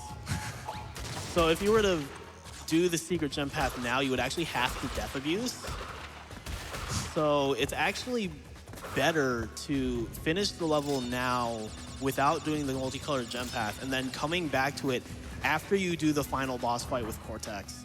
Because in the N.Sane Trilogy version of Crash 2, defeating Cortex actually gives you the running shoes from Crash 3, and it's faster to just revisit it with the running shoes, both for the sake of movement and for the sake of keeping these masks. There was another nice use of the double slide there. That's what he wanted before. Yeah, unfortunately the first one didn't go too well, so we got to see the crawl for the first time in the run. And then wait this piston out because... so these shrink rays, you can actually spin the beam they shoot at you and just... There was also like a hole at the end for Yeah, there's literally a no hole reason. behind that shrink ray, and we're not sure why, because it used to be on the PS4 version, and then when they updated the game for the multi-platform release, they patched in like a platform there, which is how it was in the original. But then the PC version, the hole is still there. It's very interesting. Okay, now we're out with 2 So masks. we have Yeah, 2 2 masks, masks. so now we will be doing Piston It Away. This is another level where invincibility is vital in actually 2 parts of the level. So there are a lot of invisible walls in these side-scrolling levels, as we mentioned before, and these pistons, normally you have to wait on them, and it takes a very long time. But a neat quirk of invincibility is that it makes all of those piston cycles stop. So here you'll see he'll get this invincibility, and until the invincibility runs out, none of those pistons are going to go down. And it also lets you go through all of these enemies. Yeah, you just run. Yeah, and then you got a hop slide off of bonking on the ceiling on one of those pistons. You have There's a glitch high jump into a body slam there to get all of those crates. Yeah. And then you can just hop slide through here and get through all of these enemies as well, and then get through these last pistons right here. And it just went through all of that cycle really quickly without having to wait on anything, which is great. Just a note here, it looks like I have one mask, but I actually have two. It's just a visual Yeah, bug. there's a visual bug where sometimes, even if you have two masks, Aku Aku's supposed to glow gold, but sometimes the effect just doesn't appear. But you can see that he's still sparkling, and that's a sign that he's got two masks. So So here's a second invincibility. This one's not as useful, but it still is nice for clearing out a lot of things and stopping a couple cycles. You also notice there was a death route. We will be coming back to that. This is also a very difficult level to do casually for full completion because this is, again, the intended way to do it. You go all the way to that checkpoint, and then you backtrack to the death route after doing this bonus run and everything. There's actually one, there's actually like one box. There's one crate all the way at the very end. Yeah, of the towards the level. end of the level. And normally you're supposed to have to go all the way to the end to get it.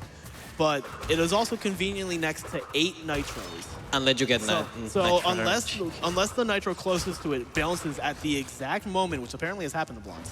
we're gonna roll see it times, this by run. the way. Yeah. It's gonna happen. This Yeah. Let's hope the it happens. nitros will actually detonate that one crate. It doesn't look like it should. It looks like the nitros, if you go to that section, it looks like the nitros are far away, that it won't blow up those crates. But one day I was just testing things, and I thought to myself, what if the nitro blow up those crates? And I tested it, and it worked. So that's been part of the run ever since. Is that you don't have to go all. Yeah, it actually saves a lot It is because a it's huge like a time huge. save. There's a bunch of cycles Almost you have to 20 wait on. Like it is a gigantic time save to not have to get that. Unfortunately, if the nitro jumps at just the wrong time, like we won't know because it's off screen. But if it jumps at the wrong time, then Bunch will have to just death abuse and try it again. So this section is pretty tricky. There's just a bunch of enemies to dodge. Thankfully, we had that mask. Masks from this point on aren't too vital, so yeah. These airborne tentacle bots, you can actually slide them. Oh, you tried. There's actually a thing you can do good where hitbox. if you get hit there, you can actually kind of like spin and do like a jump in air to like save yourself. Yeah. It's pretty precise though, so if you're not prepared for it, it can throw you off. Yeah, that section is really tricky just because of the speed loss from the jump, from the bounce, and then having to hit the spike box right, or the tentacle box right in the center. But that's piston it away, and overall I would say it went really well. Yeah. Nitro RNG was nice to us. Yeah, well, Yeah, it was. Nitro They actually did not didn't get that. It decided to spare you. All right, so there is one more level with a crystal that we have to do, and that is the second of the 2 jetpacks. And this is Rocket. This is I would say it's the simpler of the 2. The boxes are a bit more spread out, I guess, because this is the level that's supposed to introduce you to the jetpack and get you a feel for the controls. So because things are spread out, there's going to be a lot more finicky maneuvering. But overall, in terms of enemy placement and just things that can harm you, it's a pretty straightforward level. However, with no masks, it is a little scary. So I don't know if we can like do donations maybe. I don't know if there's anything to talk about in this level. the music. Yeah, music's good actually. The jetpack has never been a very popular vehicle in Crash 2, but one thing that has always been popular is this song. If you want my honest opinion, this is the best song in Crash 2. Yeah, in my opinion too, honestly. And the N.Sane Trilogy version, like the remix of it, is also very nice. For sure. Kind of makes up for everything. So, yeah, there isn't too much going on in this level that we didn't see in Pack Attack, so this is a good place to fire off a couple donations. Sure thing. We have a $50 donation from Cortex152. Hey, Blunts, you are currently raiding my coffers of crystals, but it's for an awesome cause. Keep it up. Nice. We have a $20 donation from Rexy85. Hey, Blunts, best of luck with the run. Is this the sub 120? Let's see. I was Real doing time. they mean, yeah, sub 120 loadless timing. The N.Sane Trilogy does loadless timing because loads are highly variable depending both on consoles and even on like how strong the specs of your PC are. So for the sake of fairness, we do loadless timing, but also for the sake of that cycle, that was really weird. He obviously meant that you needed to do Sparrow 120%. Oh, it's coming. Shout outs to the Reignited Trilogy that just came out a month or so ago. It's a very awesome game. Yeah. I highly recommend picking that one up as well. It's a very good looking remake pretty of another PlayStation classic. Got time for a few more? No, because we're almost at the final boss. Okay. So, Yep. so the last, we have last every boss, crystal by the now, way. so this is the last boss. This is Cortex. If you have played the original Crash 2 to completion, you will know that this boss fight was known for being pathetically easy. I'm happy to tell you that in the N.Sane Trilogy, it's even easier. I don't know how they did it, but they did it.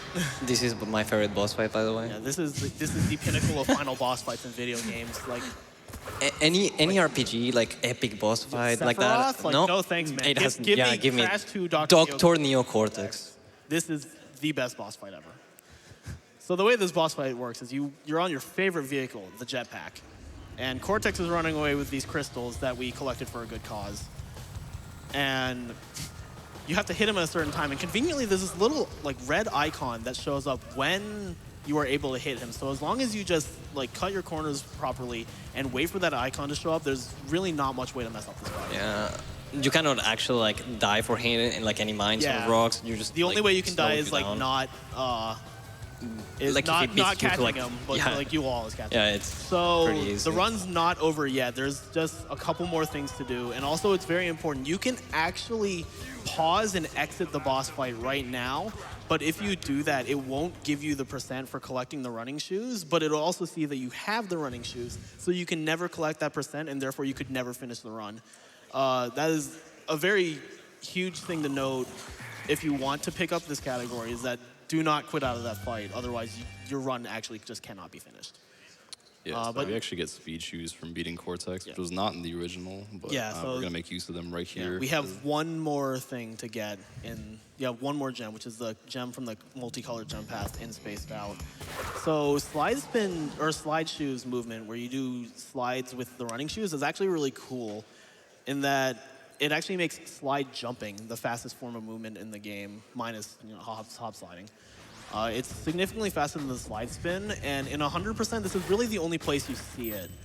Like I said, it's faster to do the spaced out colored gem path with the slide shoes, just for the sake of mask and for the slide shoes movement.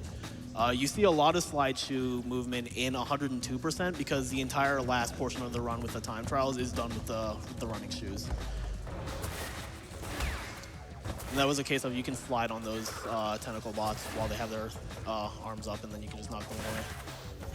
Yeah. 102% is the one category in the N.Sane Trilogy where you see a lot of the slide or the running shoes, because obviously this is the only place you see it in 100%. There are no running shoes in Crash 1 actually, and in Crash 3's 108%, which is the max completion category for that game, just the way the route is set up, you actually don't get the running shoes until the very end of the run, so you don't really see it there either. So this is a really nice show off of the movement that you would see in the 102% category.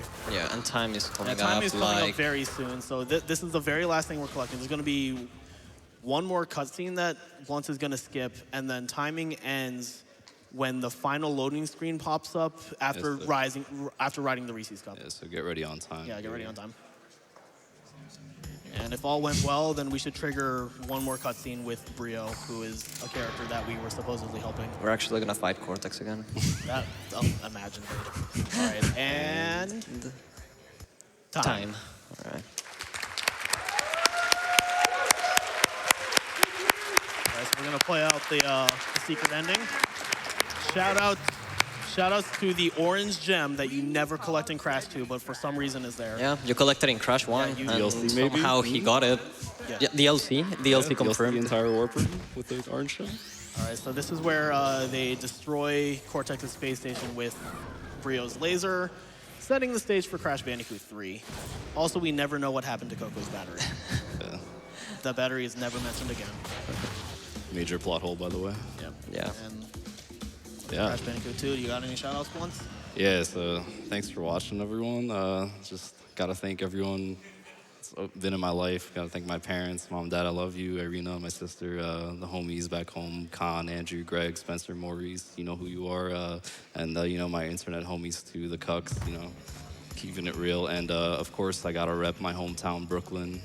All right, and you guys. So yeah, if anybody watching is interested in learning how to speedrun any of the games or any of the categories in the N.Sane Trilogy, we actually just set up an N.Sane Trilogy specific Discord for discussing strats, learning, and helping any new runners who want to, learn the game. So if you watch this run and you thought, wow, this is really cool, I want to learn this, you can find the link on speedrun.com. It's both on like the Discord link, and there's also a link in the forums for a permanent invite. So if you are interested in this, 100% check it out. We are completely open to any new runners, and we will help you learn everything. So, yeah, this was Crash Bandicoot N.Sane Trilogy. Good job, Bones. Yeah, Hey. amazing run, man. Thank you.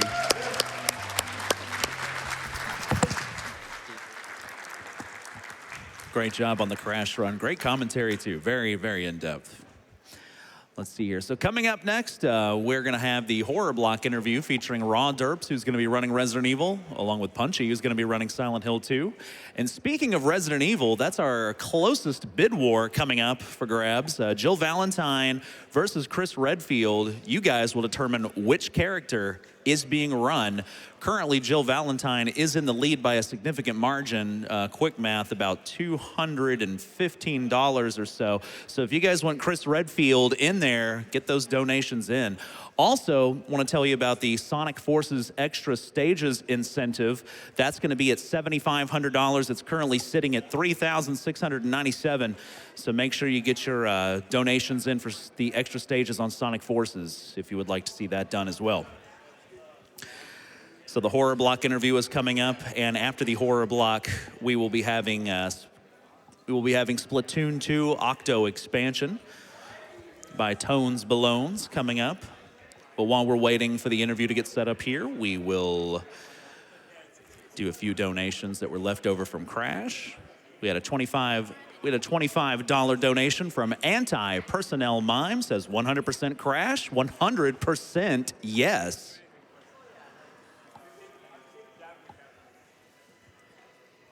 We had a $5 donation from Leo145. First time donating. Thank you guys so much for this awesome event. Love Crash Bandicoot so much. A big hug to everyone. Love you guys. Right back at you.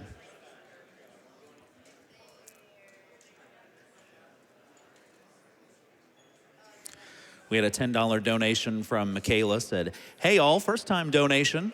Just thought I'd chime in and wish the wonderful Blunts Moses good luck on his run. I hope all the practice paid off. Shout outs to all the people in the Crash and Spyro community, as well as all the people that make GDQ possible.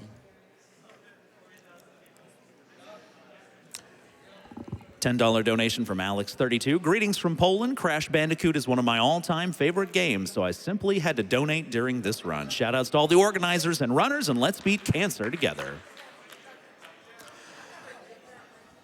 And another $25 donation from Chirag says, thanks for the great Abooga Booga. Here's $25 more.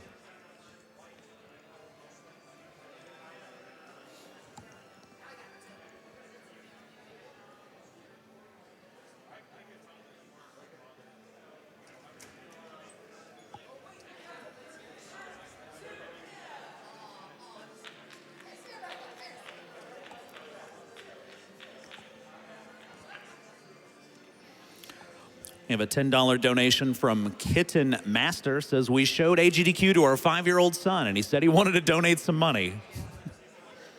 So thank you for that.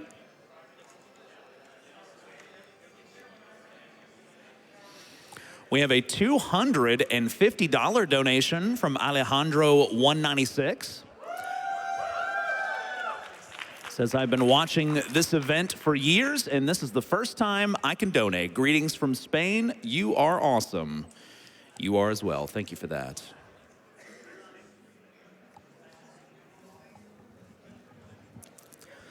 We have a $100 donation, and I hope I'm saying your name correctly, Tuan N, previous cinematic animator from the Crash NST team here, wanted to say thank you so much to all the fans around the world. Y'all made this game super fun to work on, and it has been one of the best experiences in my career. Totally worth all the hard work. Thank you again, everyone.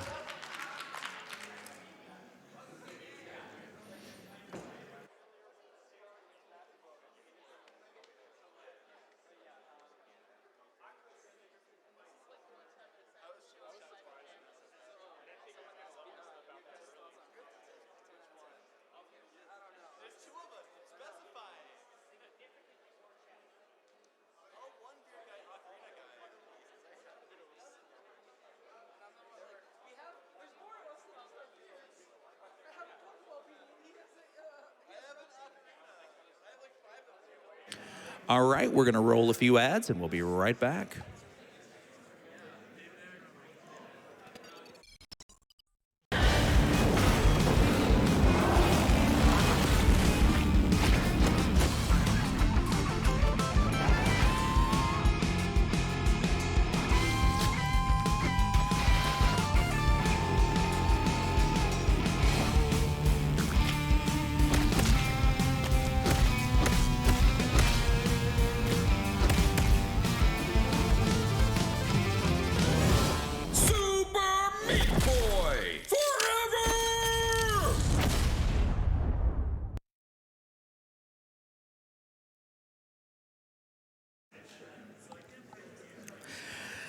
Devolver Digital is everyone's 7th favorite indie game label, at least in the top 10, and proud supporters and obsessive viewers of games done quick. Dash on over to devolverdonequick.com for a selection of GDQ-run games and upcoming releases at up to 75% off.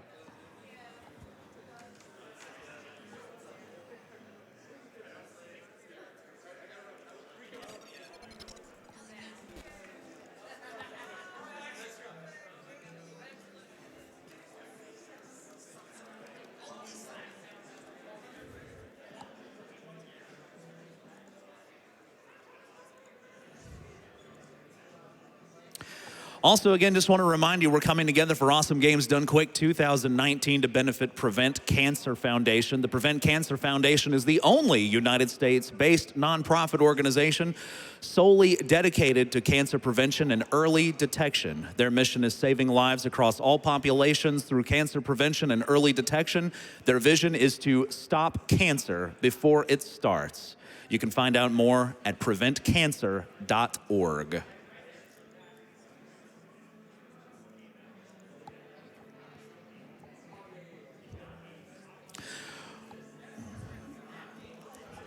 We have a $1,000 donation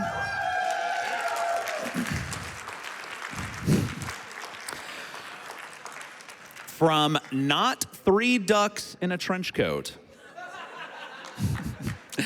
Says, when I was little, my Uncle Gary always listened to me ramble on and on about my video games, even though he didn't know the first thing about them or even really understand them. He bought me my Super Nintendo for my 9th birthday. In many ways, he was like a father to me. We lost him to cancer 12 years ago. This one is for you, Uncle Gary.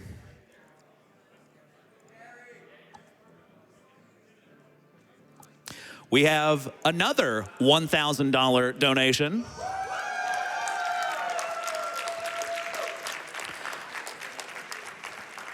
from Sato. Says, greetings from Germany. Unfortunately, I have to go to work soon, but so I'm able to donate. Have a nice day.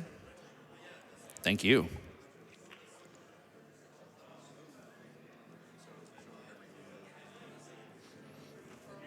All right, we're going to run a quick Twitch ad and we'll be right back.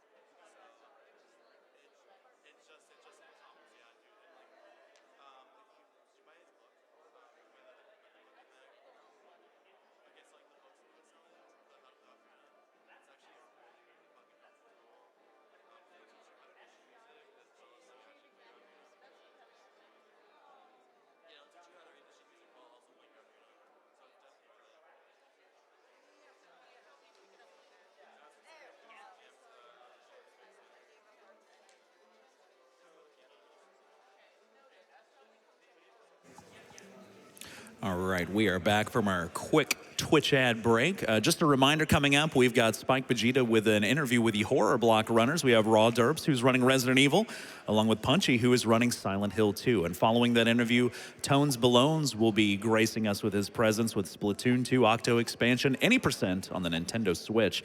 But in the meantime, we'll still get to some of your donations while the interview is being set up. We have a $25 donation from Chrome Waffle.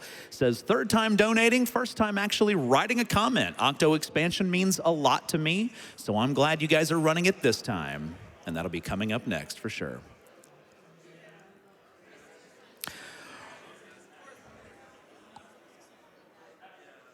We have a $100 donation from Digital27. Hey all, Digital here from the Rhythm Bot Discord server. Love watching GDQ all these years and finally have cash to donate. Let's beat cancer.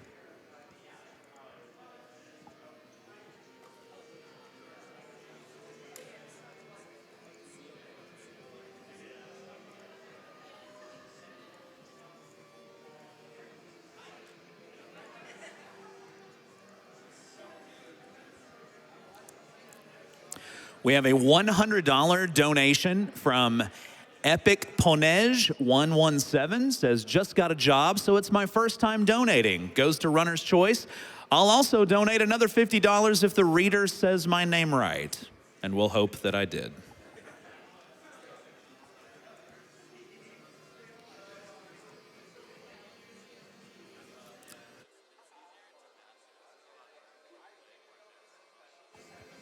We have a $100 donation from Ian200. One of the last things me and my girlfriend did before we found out she had cancer was play through the Warped Trilogy last January. We watched SGDQ while she was going through her treatment, and we're watching now, and she is completely cancer-free. I love her so much. Right on. Continues, says, I love her so much. Thank you for doing this show. It is so important. And thank you, Ian.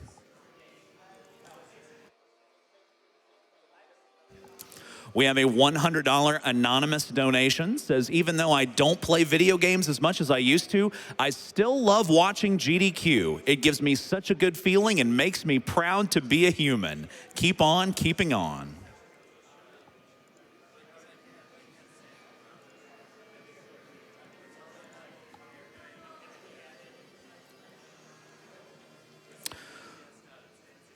We have a $100 donation from Pixel Grease. Says, my father passed of cancer a few years back.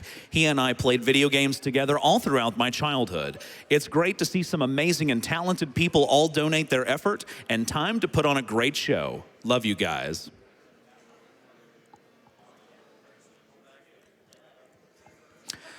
$10 from Cat Eyes Jimmy. Early detection helped my father get treatment for his cancer, and I am happy to help this amazing cause. All right, I'm getting word that our interview with the Horror Block Runners is ready, with Spikevegeta interviewing Raw Derps and Punchy. Take it away.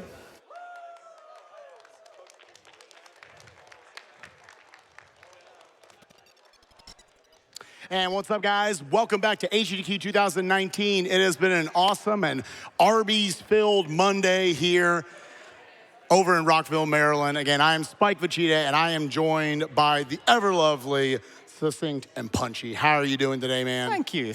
I'm doing good. You've got, you kind of had a busy day today. You have to get ready for your run. You're gonna be doing Silent Hill 2 later. And yet we were like, no, we actually want you to be on the host station. First time you've ever been a host here, right? Very first time. How was that for you? Because I remember the first time you walked out to me, you were like, oh no. It got off to a kind of a shaky start, but like this always happens when you do something for the first time. But after the first like 20 minutes, I kind of like got into the rhythm, and then it was really good after that. Speaking of rhythm, man, you know, you were pretty nervous about it. I can't imagine many hosts would have been okay with singing the entirety of the DK rap, the first verse. First verse. Which is already still like a good minute's worth of rapping up there. You killed it. What was running through your head at that point? Abject panic, for the most part. Because like, despite everything, I've never played Donkey Kong 64, and I'm not like down with the kids on these things. So when people started like donating en masse for like, do the DK rap, I was like, I gotta do the DK rap, man. So I had to like get it up on my phone and like push it to my ear like I'm listening to a taco to like, to learn the rhythm. I was like, tell me your secrets. I must learn quickly. I don't want to disappoint the crowd. They are giving so much money for this. My boy Punchy doing the research on the sideline. That is what we like to see here at GDQ, going that extra mile. I want to talk to you a little bit. I mean, you are part of the horror block here. We're going to be running Silent Hill 2 for what is still a lot of people the most beloved Silent Hill game in history. What is it in particular that draws you to Silent Hill 2, and particularly speedrunning it? The Silent Hill series in general is just sort of something I happened to be playing through when I first got into like online speedrunning. I found out about like speedrunning as a culture sometime in like 2014 or 2013. I just happened to be playing through Silent Hill 1 at the time. And I picked up that game, and from there I picked up Silent Hill 3. I skipped 2 for a while. I actually only learned Silent Hill 2 very recently, like this year, really? A few months back. Because I know you've run Silent Hill 3, this one, and is that? Silent Hill 1. And you've done the whole trilogy now. Yeah. You will have. I've ran the whole trilogy, and there's also a 4th game, which I don't like, but whatever. So tell me a little bit about the run tonight. What are you most nervous about? I've messed around with speedrunning the Resident Evil games, never touched Silent Hill. What's kind of the big pitfalls you think for you tonight? Well, I'm very confident in my execution of like all the tricks and tech in the game and what have you. It's not a very like execution heavy run. I'm most scared of the game crashing is what I'm scared of. Oh, Are there a bunch of instances for that potentially? It's one of those games. Like, I ran Silent Hill 3 at European Speedrunner Assembly Sure. last year, and that is another game in the series which has like PC port issues. But the exact nature of the issue I had with that run was it changed my difficulty in the middle of the run. Oh! It can do that. It's a thing. Was that the first time you'd ever seen it do that? No. No, okay. Then you at least had experience with it. Yes, I had experience with it doing that, so I played it off decently. But I'm worried of it doing something of that nature. Well, I hate to say this, but I believe we have been bombarded by an upcoming villain of one of our other games. I believe, ladies and gentlemen, Albert Wesker could be in the house. Albert Wesker? In the form of potentially Raw Derps as well, his alter ego. Eventually. He's finding his way through Raccoon City as we speak. Oh, Albert Wesker. So stylish. Oh, the camera pans. Oh, how good does it look?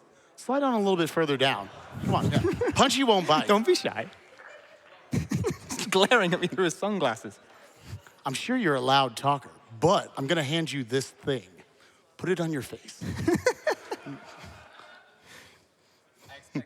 Service from you at all times. Here, put it up a little. Oh, we can't hurt the hair. Okay. You know how long it takes to get this hair perfect? I'm about to say, I don't want to mess with this too much. I actually do know how long it takes. It took a while. Yeah, he actually said that at some point. I helped him do it. Were you his hairdresser? Not for this particular dude, but I did help him once because he came up to me in the practice and was like, "Can you help me dye my hair?" And I was like, "No." Secondly, why? And eventually he talked me into it because he's like, "It's just temporary. Just spray it on." And I'm just like, "Okay, this is not how I expected my morning to go, but sure." As we get him set up right here.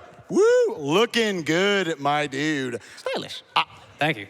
I gotta ask you, you had told me, honestly, a couple weeks ago, you were like, "Oh yeah, I think I might be doing some cosplay for this." So I never know. Is this your first cosplay that you've ever done? Because it looks really good.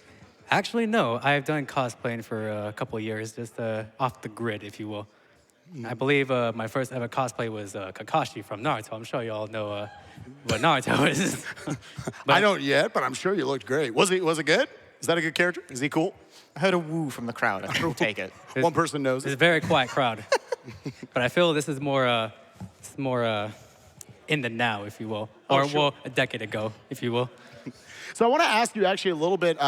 We got Albert Wesker right here. Also, alter ego Raw Derps coming in for us tonight. Also going to be part of Horror Block along with Punchy. We're on Silent Hill 2. You're going to be running the original Resident Evil. And it's actually a bid war right now between Chris and Jill. Last time I looked, that bid war was actually neck and neck between those two characters.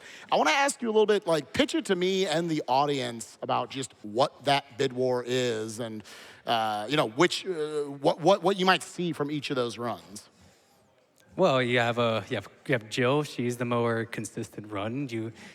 She has Barry helping her out, while as Chris, he is the most RNG run. He's the spicy run, if you will, and he has Rebecca helping him out. Mm-hmm. Now, for the most part, Jill's very more like everyone loves Jill. Oh yes. And we can't deny that. But I feel like this. If I could tip the scales in just a little bit. Maybe we should give Chris the spotlight. What do you think? Ooh, you want a little challenge, I see. I want to be in control of Chris, if you will. Ooh, because Jill, I mean, we've talked about it. I actually used to run Resident Evil back in the day. It was nice having Barry there to help you out for a lot of segments. Chris, you don't get much help from Rebecca. No, Rebecca, she's just there. She sprays Chris in the face with mace. And just helps him play the piano a little bit, and that's... She has to learn. Jill just knows it. Yeah, Jill just knows it, but Rebecca learns over time, which is, you gotta practice. You just gotta practice something until you master it at some point, Punchy, I want to kick it back over to you. I always want to ask you because I feel like you have kind of emerged over the last few years as one of the 5 or so, I would limit it to that number, of just most recognized, highest quality GDQ commentators out there. The energy you gave to the Freedom Planet run last year, being on the couch for Carcinogens, Resident Evil 7 run. What is your mindset when you go into doing commentary for a run? Talk really fast. I don't know. I've actually been doing talking over video game commentary for something like a decade now, in some format or another. Let's Plays on YouTube. My old ones are really bad and they don't exist anymore. Twitch streaming for a while before I eventually sort of like got good at it, I suppose. Like, it's a skill and a craft like anything else. Like, it's one thing to be good at a speedrun, it's another thing to be good at like talking while you're doing it. And it takes practice, and I've had a long amount of practice at it, but it's hard to articulate what precisely the thought process is at this point. I just kind of do it. That's for a lot of people who don't necessarily know how to explain it, but you would definitely be one of the names I recommend to people. Like, just go watch one of the runs he did commentary for. So, yeah, a lot of respect for you, man. For both of you guys, just into a couple of just silly little questions. I want to ask you, both of you obviously part of the horror genre tonight. Are either of you horror movie fans? Do you guys have a favorite horror flick? Does Battle Royale count? I mean, It's, a lot of people. terrifying. A lot of people die in it. Like, I guess that counts. All right, I mean, I yeah, like that movie. There's a lot of bloodshed in that movie. So yeah, we'll take it. I'll take Battle Royale, a little unconventional. No, I do love the movie Aliens. Oh, Sure, you've yeah. seen Aliens, right? So, like, I just love how, especially the second movie when the Colonial Marines they go in. And I feel that movie had the more action, but Sure. it still has its moments where it's just like oh, we got that aliens around the corner, like oh. Terrifying, I Yes. understand.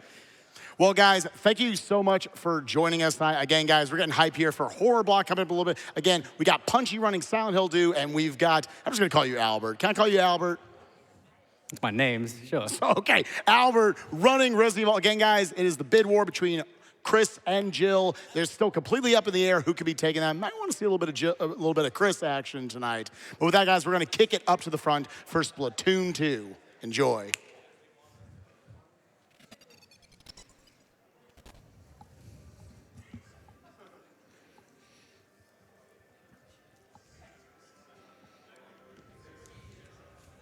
And just an update on that incentive between Jill and Chris. Jill is currently winning by about $350 roughly. So if you want Chris Redfield to be the character ran during that game, you need to get those donations in for Chris Redfield.